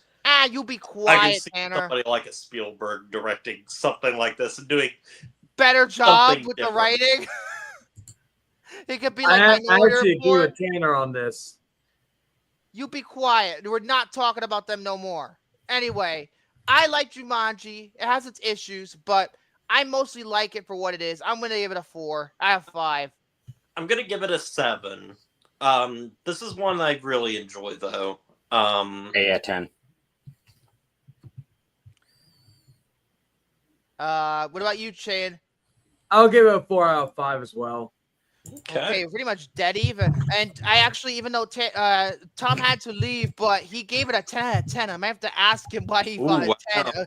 Hopefully, maybe he can explain that fucking ending to me, or else it's going to turn into that fucking debate about the Inception ending and then whatever the fuck that fucking WandaVision ending. He was like, no, see, you can go back and see it. I'm just like, oh my God. I don't know what the hell that was, but that happened. But anyway, let's get to the fucking wheel now. I'm surprised I actually made it in one piece compared to, I thought I was going to talk Andor for an hour, but I only talked about half an hour. Yay. I had to kind of limit myself a little bit. See? You see, everybody? I got it done just in time. So let me just make sure it's working on my end. There you go. Much ever. Oh, Harvey wants to put another one? Puts a birthday pick? Let's see. Snatch? The Guy Ritchie movie, right? Not the one with The Rock. No, that's Snitch. Fucking idiot. Why did I think it was Snitch was Snatch? You were thinking about your Snatch, Victor? Shut the fuck up. Snatch. There. But no, that's not what I want. There. Oh, God. This is all on camera, too. I'm doing this all on camera. Oh, fuck. God damn, I hope that saved. Oh, thank God it did. Hopefully, I just didn't want anything to get fucked up. Okay. Thank God. Not going to have that again. 3, 2, 1. Big money. Give my pick. Give my pick. Give my pick. Give my pick. Give my pick. Yay! We're going to attack the truckies again! We're going to attack them, baby! We're going to attack the motherfuckers! We're going to attack them! Whose pick is this? We did the first one a long time ago, so sequel mandate. Yeah. Star Trek Into Darkness. Anybody who's a Trekkie who doesn't like this movie, yeah, you're not going to like our episode because I have nothing but positive things to say about it. I have not seen this movie since the theater. And this is the reason. This movie is one of the reasons why I appreciate J.J. Abrams as a filmmaker. I actually watched this movie a couple of weeks ago. Into Darkness, that's racist. and I loved it, so I can't wait to rewatch it again. I can't because I can watch these movies over and over and over again. That's the thing about the Star Trek movies. Yeah, now shall we begin? Yeah, it's fucking Khan in this movie. Oh, Benedict Cumberbatch. Oh, I can't wait. I cannot wait. I can't wait to watch you nerds jerk off to your Trekkie shit. No, no, that's right. R2 is in this movie. By the way, worst Star Trek movie you ever seen? Insurrection. People say it's the worst Star Trek movie or pathetic. Like, you ever seen Insurrection, Nemesis? What about Section 31? I completely forgot about that. I think everybody did. 30 was probably the worst one now. Which one? Section 31 is the worst one now? I wouldn't be surprised. Yeah. And that means I'm not going to talk about JJ. I'm going to talk about Damon Lindelof again because he wrote this. This is the first thing he did right after Lost ended, I think, in terms of like writing wise. Yeah. World War Z was the same year, but I think that came out a little bit afterwards. Yeah. Final Frontier with row your boat. Come on. I think I'm the only one who actually likes Final Frontier. Gently down the street. God. You like row your boat, Soren? Jesus Christ. So next week, Star Trek Into Darkness. I cannot wait. Oh my god. Oh my god. You're getting very hard right now, Victor. You're like, oh my god. By the way, we're gonna have to talk about that one scene that people called sexist, which honestly I'm gonna have to defend that scene a little bit. You know which one I'm talking about. The one. You get hard? No, doesn't involve me. It involves Kirk being a little bit of a peeping Tom to somebody. Let's put it that way. Oh yeah. People were bitching about that scene. I actually kind of want to defend it a little bit, but it's not sexist. I don't think it's sexist because I don't want to get into it now. Melons. Huh? The girl with the giant melons. Oh God. Literally, that was the only reason why she was in that movie. It's not a big deal. That part is not even a big deal. That last scene lasts for 30 seconds. And plus, people bitch about that, but they don't bitch about Michael Bay doing that stuff. Let's be honest, though. That's like the only scene you remember. A lot of people remember of her in that movie. Well, she never. That's the funny thing because she never really did anything after that, which is too bad. I've seen her in a few other movies, but nothing like that. So yeah, hopefully we'll talk about that scene and more things as well next week. I actually have a copy of it too, but I don't have it with me. Star Trek Darkness next week. I cannot believe I made it in one piece. And by the way, Jared, I forgot to talk about B2 Emo in the Andor review. I forgot to mention B2 Emo. It's over. Andor, no, I want to say one more thing. It's not even a spoiler because the damn robot's barely in the show. I saw. Oh hell no! I'm going for a smoke. Bye bye. No, I'm almost done here. I just want to say this last thing before I sign off. Okay. So I saw a thing on Twitter. One of the better things I saw on Twitter. And it was a picture. It was like somebody do a drawing of B2 Emo on what's the planet? Monirao? It's something like that. And it's supposed to be like the end of the show. The last scene, and it's just him. It's him in the background. He's like Cassian. No. I love B2 Emo. I really do. Yo, you shut the fuck up. Now we're done. Good night.